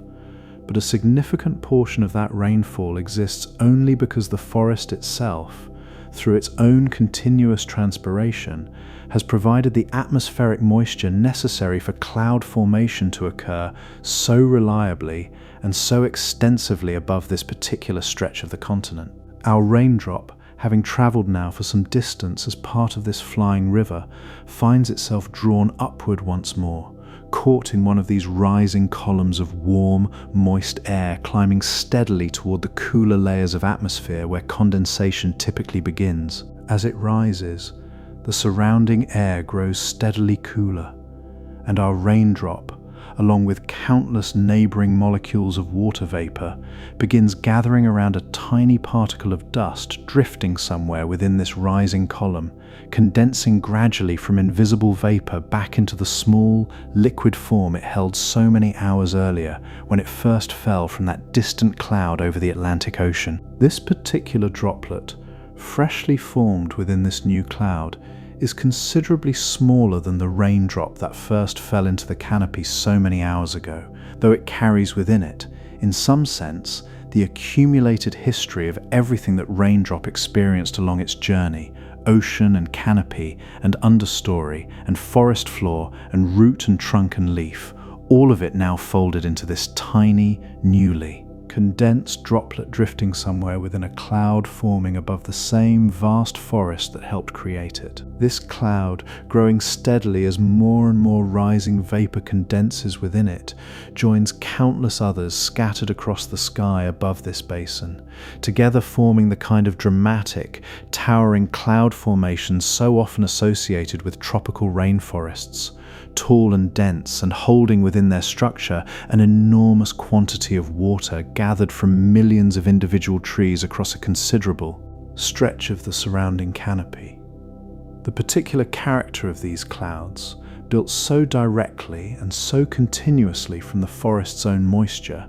distinguishes this basin's weather from that of drier regions elsewhere on the continent, where clouds, when they do form, often carry considerably less accumulated moisture and produce correspondingly lighter, less frequent rainfall as a result. Here, the sheer volume of water constantly cycling between forest and sky sustains a rhythm of cloud formation and rainfall considerably more reliable and considerably more intense than almost anywhere else on the planet's land surface. Viewed from a considerable distance,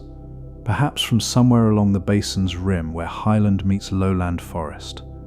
these towering afternoon clouds appear almost like a second, temporary mountain range, rising and building through the warm hours of midday before dissolving again, gradually, into the rain that will feed the forest generating them in the first place, a cycle repeating itself with such reliability across so much of the year that communities living within this basin have learned to plan their own daily rhythms around it.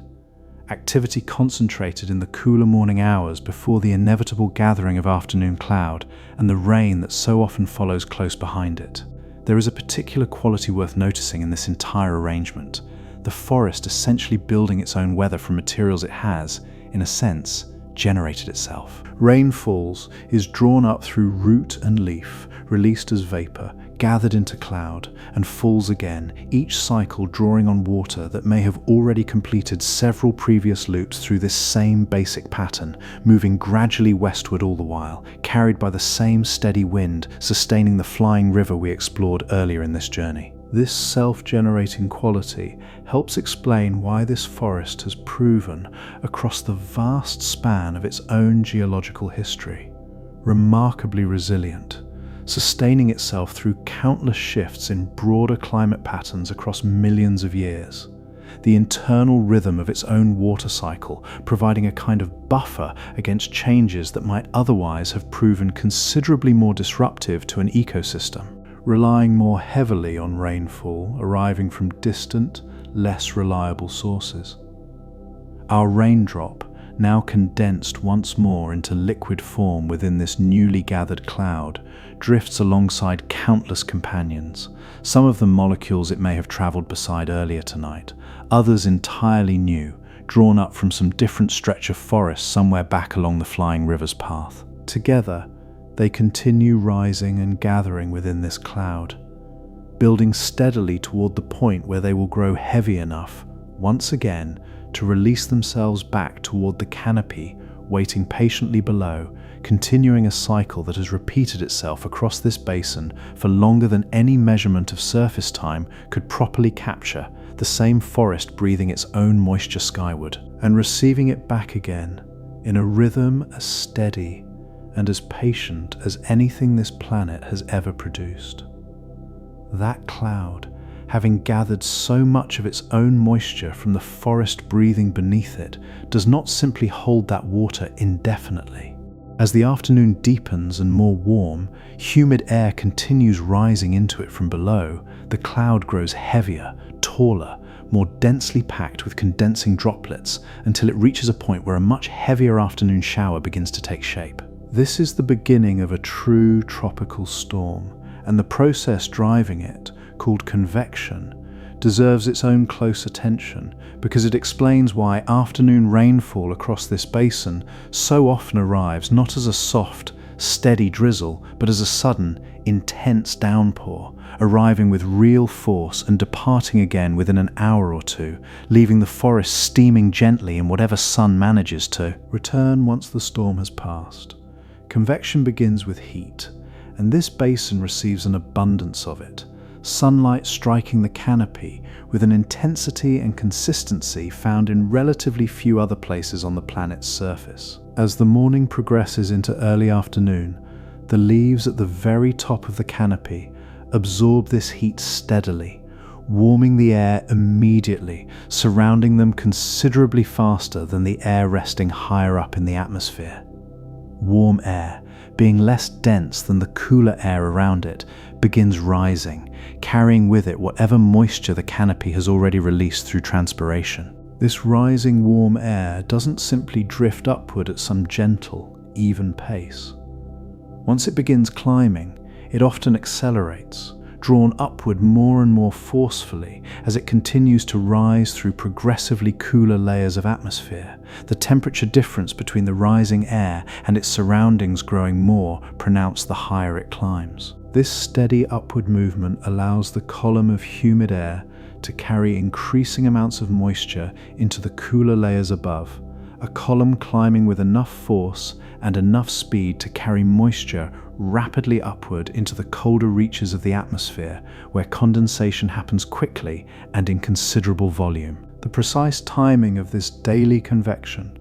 follows a rhythm shaped almost entirely by the sun's own path across the sky, beginning gently in the earliest hours after sunrise, strengthening steadily through the late morning, and reaching its most intense phase in the hours following midday,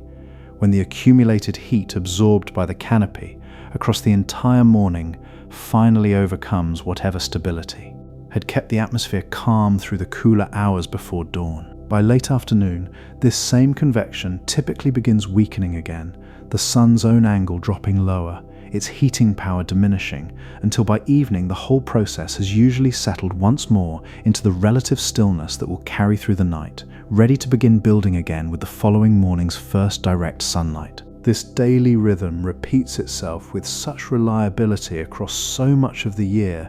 that it becomes, for anyone spending an extended stretch of time within this basin, a familiar pattern: morning clarity giving way to building midday cumulus, then to towering afternoon storm, then to evening calm, cycling through this same basic sequence day after day through the wetter months, varying in intensity but rarely in its underlying shape.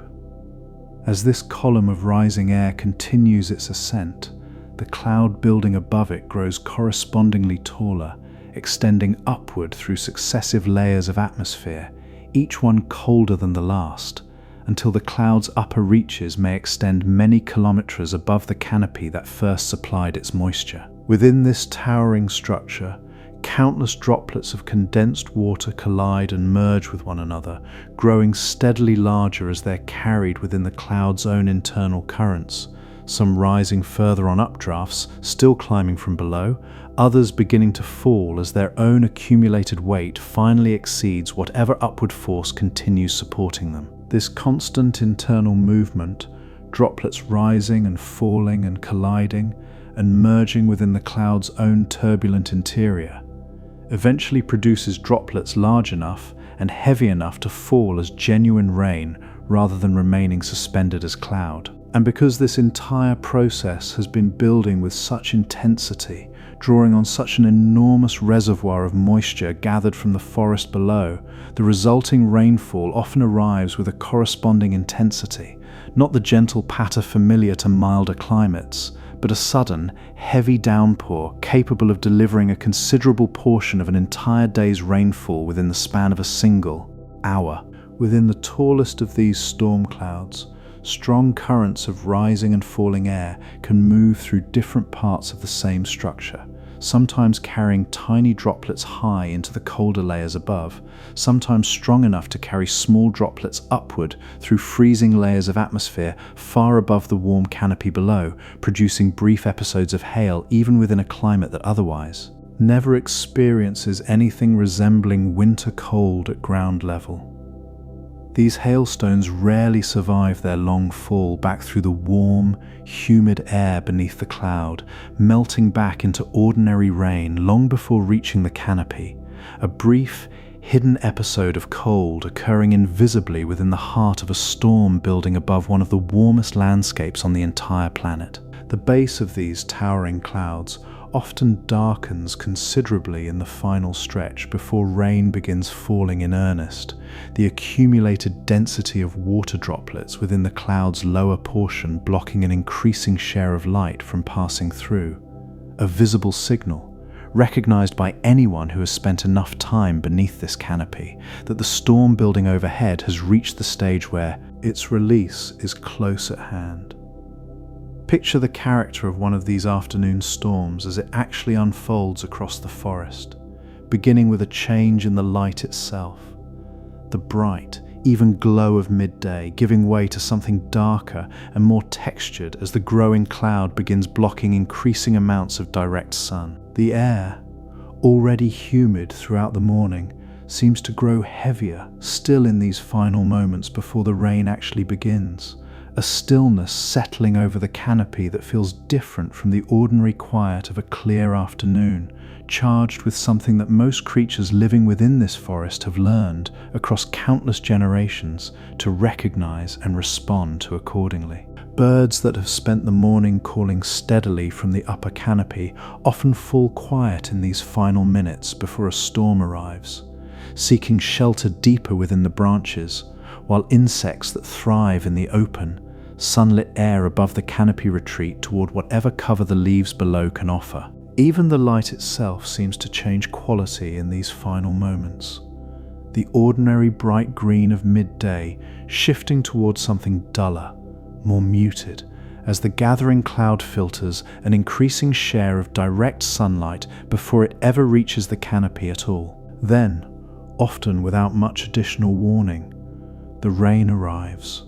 not gradually but almost all at once, drops falling in such number and with such force that the sound rising from the canopy changes within a matter of seconds, filling the forest with the soft, continuous sound of water striking leaves across every level of the canopy. Water striking leaf after leaf throughout every level of the forest's vertical structure simultaneously. This intensity rarely lasts especially long. Many of these afternoon storms deliver their heaviest rainfall within 30 minutes to an hour, the towering cloud gradually exhausting the moisture it had gathered, its updrafts weakening as the temperature difference driving them eases, until finally the rain tapers away, the cloud itself beginning to dissipate, sometimes revealing clear sky again within the same afternoon that saw it build from nothing only a few hours earlier. In the minutes immediately following such a storm, the forest settles into a particular kind of stillness, water still dripping steadily from countless leaves throughout every layer of the canopy, the air carrying a freshness distinct from anything present before the rain arrived, and the light returning gradually as the cloud disperses, taking on a particular golden quality as it filters once more, through air still thick with moisture,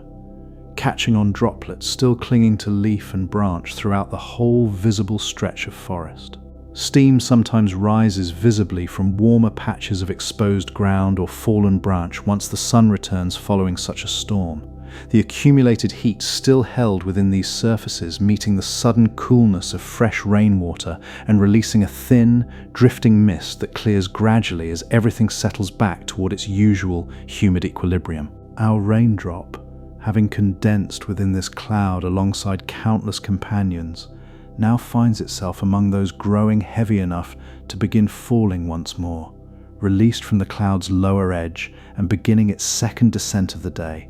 tumbling downward through air considerably cooler than the warm, humid atmosphere it rose through only hours before. This second fall carries a different character from the first, where the original raindrop, forming over the Atlantic, fell through open ocean air before ever encountering any canopy at all.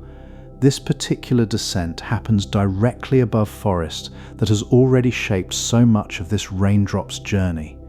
canopy rising to meet it from below in exactly the layered, delaying structure explored earlier tonight, leaf catching drop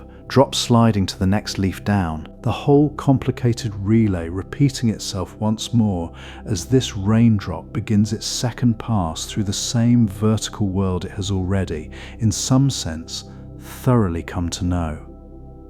These storms, repeating themselves across so much of this basin through the warmer, wetter months of the year, do more than simply water the forest generating them. They shape weather patterns extending considerably beyond the immediate boundary of the canopy itself, influencing regional rainfall across a stretch of the continent reaching well past the basin's own official boundaries. The sheer scale of moisture and energy released through these afternoon storms, multiplied across the millions of square kilometers this forest covers, contributes meaningfully to broader atmospheric circulation patterns affecting weather across much of South America. Meteorologists studying regional climate have found connections between the timing and intensity of Amazonian rainfall and weather patterns registering in locations considerably distant, agricultural regions to the south, and even, according to some research, atmospheric effects detectable at a hemispheric scale, the forest's own daily rhythm of convection and storm contributing, in ways still being carefully studied and understood, to weather patterns extending far beyond anything visible from within the canopy itself. This connection between local storm and distant weather reflects something worth sitting with, the recognition that a single forest, however vast, doesn't exist in true isolation from the wider climate system surrounding it. Every storm building above this canopy participates, in some small but genuine way, in a considerably larger conversation happening across the entire atmosphere of this hemisphere, energy and moisture exchanged continuously between forest and sky, between this basin and the wider currents of wind and weather crossing the whole surface of the planet. The heat released as water vapor condenses within these towering clouds represents its own significant contribution to this wider system, a process easy to overlook amid everything else happening within a single storm, but genuinely important on a planetary scale. Condensation releases energy, the same energy originally absorbed when water first evaporated from leaf or ocean, and across the enormous number of storms building daily throughout this basin, that released energy helps drive broader patterns of atmospheric circulation, the forest functioning not just as a source of moisture, but as a genuine engine of heat exchange, influencing wind patterns extending considerably beyond anything visible from directly beneath the canopy itself. Researchers tracking these broader circulation patterns have found that the timing of this basin's own rainy season correlates closely with shifts in wind and pressure patterns registering across considerable distances, evidence that the forest's daily rhythm of storm and convection functions as one genuine component within a much larger, continent-spanning system of atmospheric movement, each part responding to and influencing every other part in ways that unfold across scales of time and distance considerably larger than any single afternoon storm. For all its power and reliability, this entire system, the flying rivers, the daily convection, the towering afternoon clouds, and the storms they produce, depends on a continuous, uninterrupted supply of moisture rising from the forest itself. And this dependence reveals a vulnerability worth understanding carefully, because what happens when that supply begins, for whatever reason, to falter? Extended drought represents the clearest and most direct threat to this entire cycle. Periods when rainfall across the basin falls considerably below its usual pattern, sometimes for months at a stretch, disrupting a system built around continuity and reliable, near-daily replenishment. These droughts occur periodically across the basin's long history, driven by broader shifts in ocean temperature and atmospheric circulation patterns extending well beyond the forest's own boundaries, natural variations that this ecosystem has, across millions of years, developed considerable resilience toward. But resilience has its limits, and understanding what happens as a drought deepens reveals just how tightly interconnected every part of this system actually remains. Canopy and soil and river and sky, none of them capable of maintaining their ordinary rhythm in true isolation from the others. As rainfall diminishes during an extended dry period, the first changes appear in the soil itself.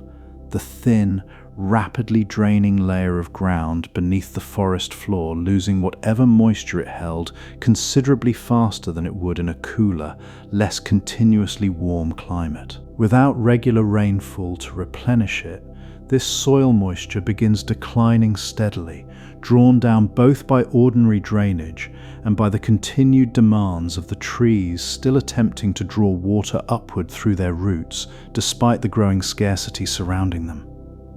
This declining soil moisture places the trees themselves under increasing strain. Roots that ordinarily draw water without particular difficulty now must work harder, extending further or drawing more forcefully to gather whatever moisture remains available within the shrinking, drying soil around them. Trees respond to this strain in various ways, some closing their stomata more aggressively than usual, reducing water loss through transpiration, but also, as a direct consequence, reducing their own capacity for photosynthesis, since the same small openings responsible for water loss also allow the carbon dioxide these trees need in order to grow. Certain species, adapted across their own long evolutionary history to periods of reduced rainfall, hold particular advantages during these drier stretches. Root systems capable of reaching further down toward whatever deeper moisture remains available, even when the shallow, surface layers of soil have grown considerably dry. Other species, more dependent on consistent, reliable moisture near the surface,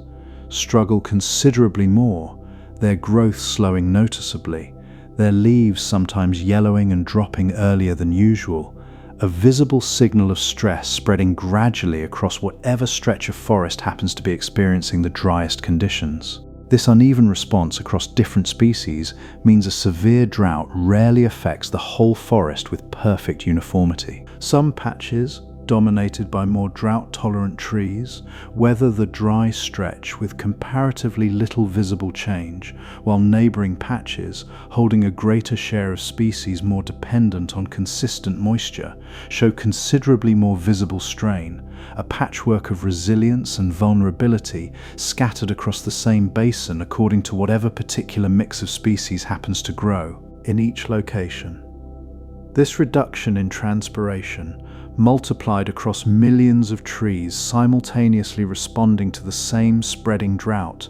begins to affect the wider system in ways extending well beyond any single tree's own individual struggle. Less water rising from the canopy means less moisture available to feed the flying rivers described earlier in this journey. The same atmospheric current that ordinarily carries such an abundant, continuous supply of vapor westward across the basin, now running considerably thinner, considerably less capable of sustaining the kind of reliable, daily cloud formation this forest has come to depend on. With less atmospheric moisture available, cloud formation itself becomes less frequent and less intense. The towering afternoon clouds that ordinarily build so reliably above this canopy through the warmer months struggle to gather the same volume of moisture they typically would, producing smaller clouds, or in the most severe stretches of drought, failing to form at all across considerable portions of the basin on any given afternoon. Fewer clouds mean less rainfall,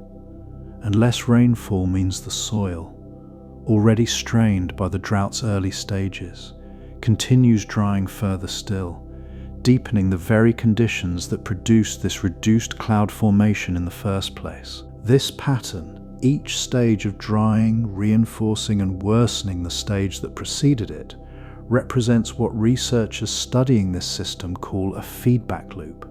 a cycle where an initial disturbance produces consequences that, rather than correcting themselves, actively make the original disturbance more severe, drought-producing conditions that make further drought more likely in a spiral that can, if allowed to continue long enough, transform what began as an ordinary, temporary dry spell into something considerably more severe and considerably more difficult for the forest to recover from. Consider the full shape of this feedback loop carefully, because it reveals something important about just how tightly bound together every part of this ecosystem's water cycle actually remains. Rainfall feeds soil moisture feeds transpiration, transpiration feeds the flying rivers feed cloud formation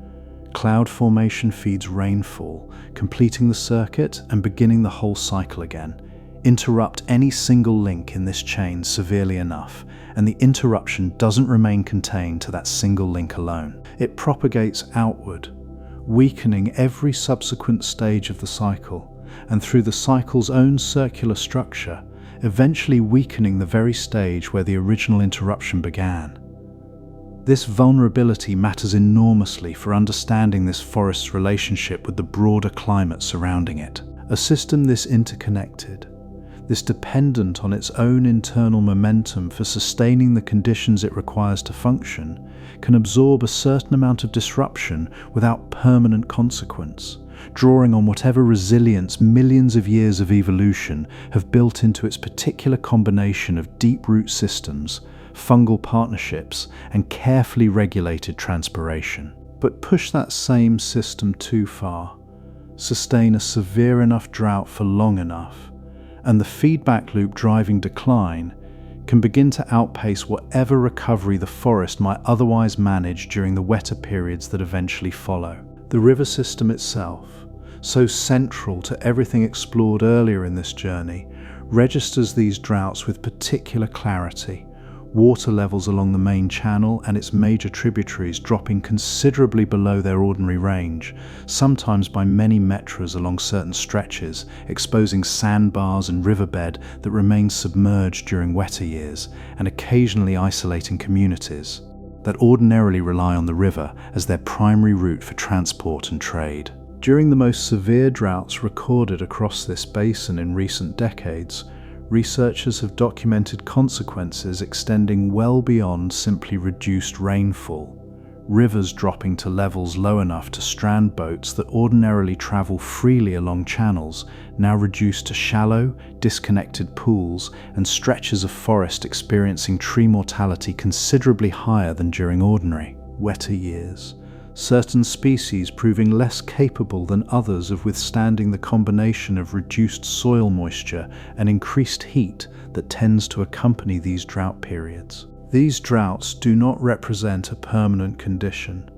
and this basin, across its own long geological history, has weathered periodic dry spells considerably more severe than anything documented within recent human memory. Its underlying resilience, built across millions of years of adaptation, generally proving sufficient to allow recovery once ordinary rainfall patterns eventually return. The deep root systems, the extensive fungal networks, the particular strategies various species have developed for conserving water during difficult stretches.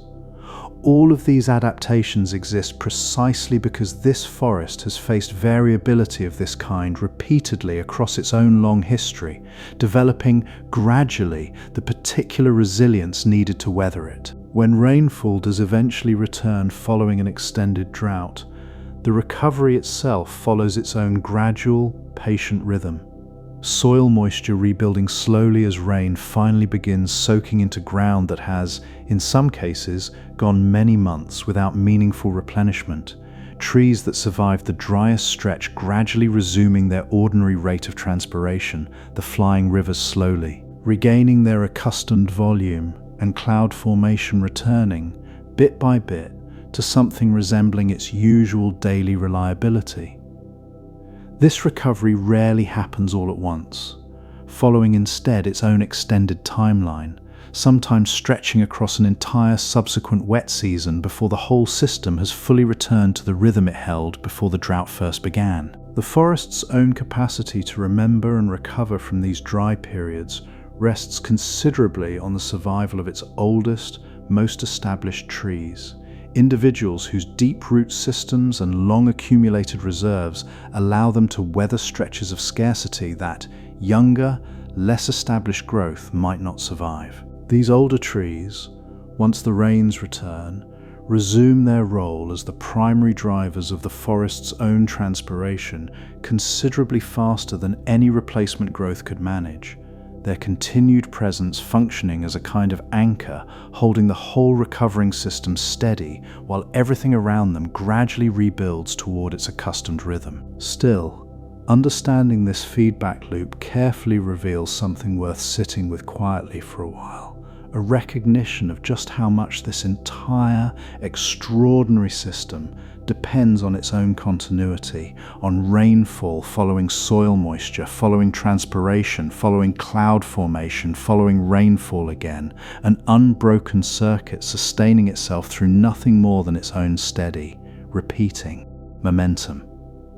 There is something almost breathtaking in this, considered carefully. A forest covering millions of square kilometers, sustaining itself in significant part not through some external, guaranteed supply of water arriving reliably from elsewhere, but through its own internal, self-generated cycle, breathing moisture skyward and receiving it back again over and over in a rhythm dependent at every stage, on every other stage continuing to function as it always has. Our raindrop,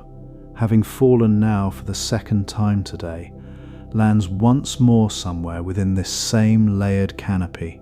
joining the same patient relay of leaf to leaf we followed so closely earlier in this journey, continuing whatever particular path gravity and the forest's own architecture happen to offer it next. It knows nothing in any sense that could be called knowing, of the delicate balance sustaining the system it has just passed through once again. It simply falls,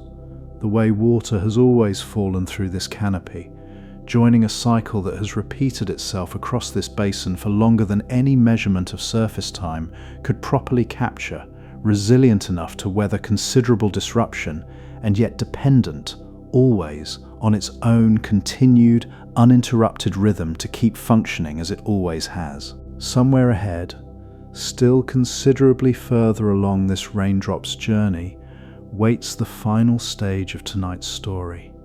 The point where the flying river finally exhausts itself against a wall of rising stone, releasing the last of its moisture in a fall considerably different from anything experienced so far tonight. That wall of rising stone waits at the far western edge of the basin, and after everything this raindrop has already passed through tonight, ocean and canopy and root and cloud and storm and forest floor, it's finally time to follow it there, toward the place where its long journey across this continent will, at last, come to an end. Somewhere far ahead of where our raindrop currently drifts, still caught within the moving current of the flying river, the flat, unbroken expanse of forest this entire journey has followed begins, gradually, to change. The land itself starts rising, almost imperceptibly at first, the ground beneath the canopy climbing by fractions of a degree across each passing kilometre, so gently that anyone walking across it would scarcely notice the difference from one day's travel to the next. This gradual rise continues for a considerable distance, the forest itself adjusting slowly to the changing elevation. Certain species better suited to these higher, sometimes cooler slopes gradually replacing those more common in the lowland basin the raindrop has travelled through for so much of tonight's journey. Trees here grow shorter than their lowland relatives, their canopy less continuous, gaps of open sky appearing more frequently between one crown and the next, a quiet foreshadowing of the considerably more dramatic change waiting further ahead. Epiphytes still cling to branches at this elevation, but their character shifts too, adapted now to cooler nights and thinner air. Small, hardier varieties replacing the larger, more exuberant growth found throughout the humid lowland canopy below. And then, rising suddenly out of this long, gentle incline, the true mountains begin. The Andes climbing steeply enough that within a comparatively short horizontal distance, the elevation gain becomes dramatic, forest giving way to increasingly sparse vegetation, and eventually, at the highest elevations, to bare rock and permanent snow. This transition, compressed into a stretch of slope considerably shorter than the vast, gradual basin behind it, holds within a single day's climb nearly every kind of vegetation this journey has passed through tonight, from dense, humid rainforest at the base, through cooler, thinner cloud forest partway up to something approaching alpine scarcity near the very highest ridges, an entire vertical, world compressed into a single mountainside. This mountain range, the same western boundary of the basin mentioned so early in tonight's journey, presents an obstacle to the flying river unlike anything it has encountered across its entire path so far. For thousands of kilometers, this atmospheric current has moved essentially unimpeded, crossing flat or gently rolling terrain, gathering and releasing moisture in the continuous, repeating cycle we followed so closely tonight. Here, at the base of the Andes, that unimpeded movement finally meets genuine resistance. A wall of stone rising high enough to force the entire moving mass of humid air upward, whether it wants to climb or not. As this moisture-laden air encounters the rising slope, it has no choice but to ascend along with the terrain forcing it upward, climbing considerably faster and considerably higher than it would across open, level ground. And as it climbs, the same basic principle governing cloud formation throughout this entire journey applies here too, only now with far greater intensity, air cooling rapidly as it's forced upward along the mountainside, its capacity to hold water vapor diminishing correspondingly with each metre of elevation gained. This forced ascent happens considerably faster than the gentler, heat-driven convection responsible for the afternoon storms explored earlier in this journey, where those storms built gradually across the warmest hours of the day, drawing on rising columns of sun-heated air. This mountain-driven ascent happens continuously, day and night alike, the terrain itself doing the work that sunlight alone performed across the flatter basin behind it. This is part of why the clouds gathering against these eastern slopes rarely disperse entirely. Even during the cooler hours after sunset, the mountain's own shape sustaining a nearly constant upward pressure on whatever moist air continues arriving from the lowlands below. This process, air forced to rise and cool simply because a mountain stands in its way, produces what meteorologists call orographic rainfall, and the eastern slopes of the Andes, catching the full accumulated moisture of the entire flying river after its long journey across the whole width of the basin, receive some of the heaviest and most consistent rainfall found anywhere on the planet's surface. Picture the scale of moisture arriving at this final barrier, not the modest contribution of a single afternoon's worth of transpiration, but the accumulated total of countless cycles of rising and falling and rising again, water that has already passed through root and leaf and cloud multiple times over during its long crossing of the basin, all of it now converging on this one final obstacle, forced upward all at once as the mountains finally halt its westward progress. Certain stretches of this eastern slope, positioned at exactly the elevation and orientation most favorable for catching this rising, moisture-laden air, receive rainfall totals considerably exceeding even the already substantial totals found across the wettest parts of the lowland basin below. Cloud forest thrives at these particular elevations, its own canopy almost perpetually wrapped in mist, moss, and lichen coating every exposed surface of branch and trunk, thriving in a near-constant dampness that never quite dries even between one rainfall and the next. Our raindrop, having risen once more into this current after its second fall through the canopy, now finds itself carried toward this rising wall of stone, drawn upward along with the rest of the flying river as the mountainside forces the whole moving mass of air to climb. The temperature around it drops steadily as it rises, the warm, humid character of the lowland basin giving way to something considerably cooler, considerably thinner, the air itself growing sharper and clearer the higher this ascent continues. Somewhere partway up this slope, in air now cold enough to complete the transformation, our raindrop condenses one final time,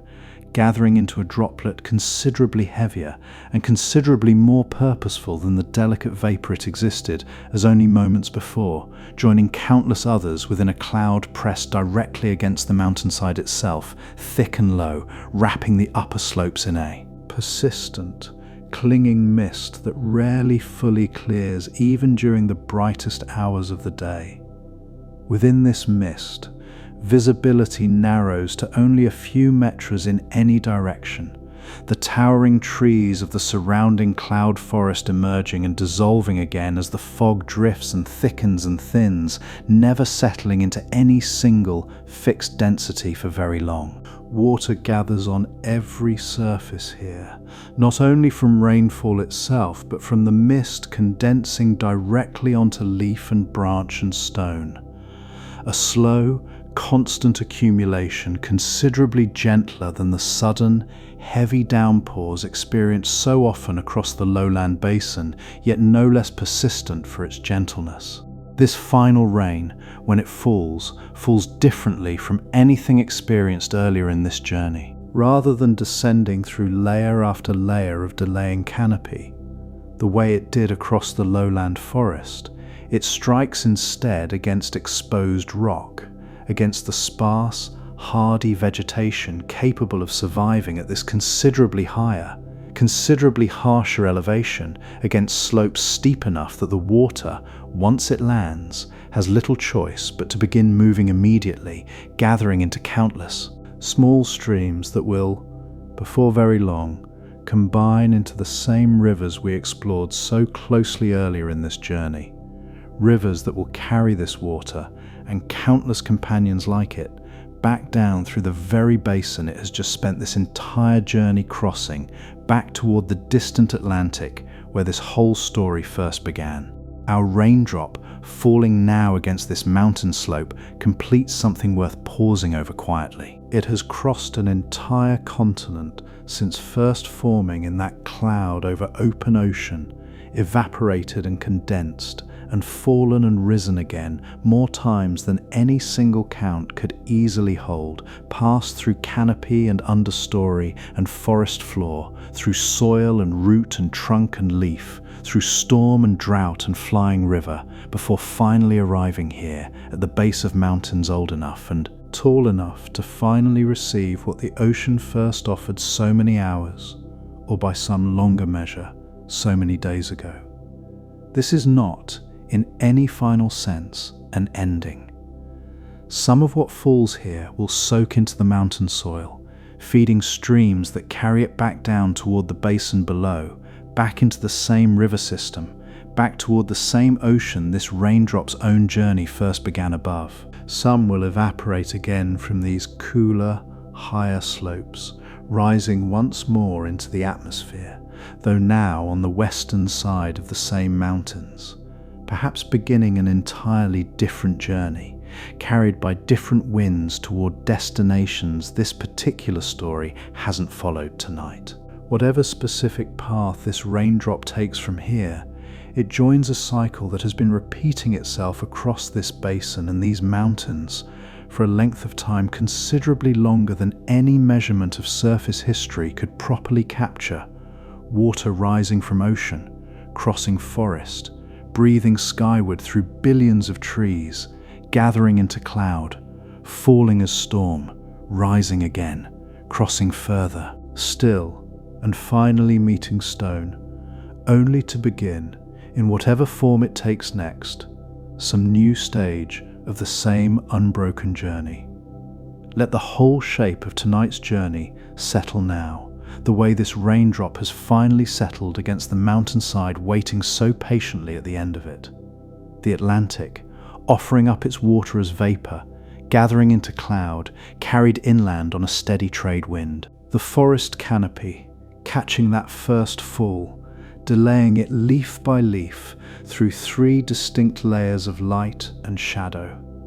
The soil beneath, thin and ancient, its fertility held not in the ground itself, but in the constant, patient cycling of leaf and root and fungus. The tree, drawing water upward through root and trunk in an unbroken column, releasing it finally back into the sky through countless small openings in every leaf. The flying river, invisible and vast, carrying moisture across the whole width of a continent, recycling the same water again and again as it travels. The clouds, built from the forest's own breath, gathering daily above the same canopy that raised them.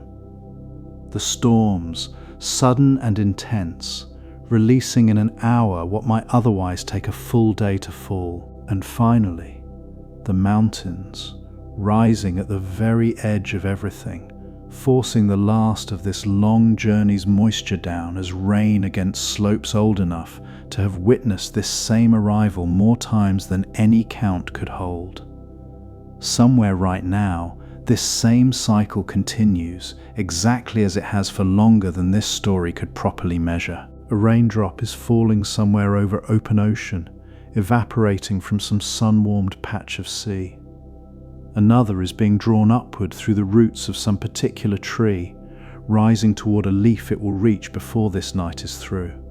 Another still is gathering, right now, into a cloud building somewhere above the canopy, preparing for its own fall sometime before the coming morning. None of it asks anything of you. It continues whether anyone is watching or not, the way it has continued since long before anyone existed to follow a single drop across its entire journey, and the way it will continue long after tonight has passed into whatever comes next. The forest is still breathing tonight, quietly, through root and trunk and leaf, releasing its own moisture back into a sky that will return it before long as rain. Through canopy and understory and forest floor, water finding its way down through layer after layer of leaf, delayed and softened at every stage. Through the flying river, invisible above it all, carrying moisture across an entire continent, recycled and renewed with every passing kilometre. Into the mountains, where the last of this long journey finally comes to rest, if only for a while, before rising again to begin the whole patient cycle once more, exactly as it has for millions of years, long before us, and, in one form or another, long after us. And for tonight, our journey can rest here. Good night. Sleep well.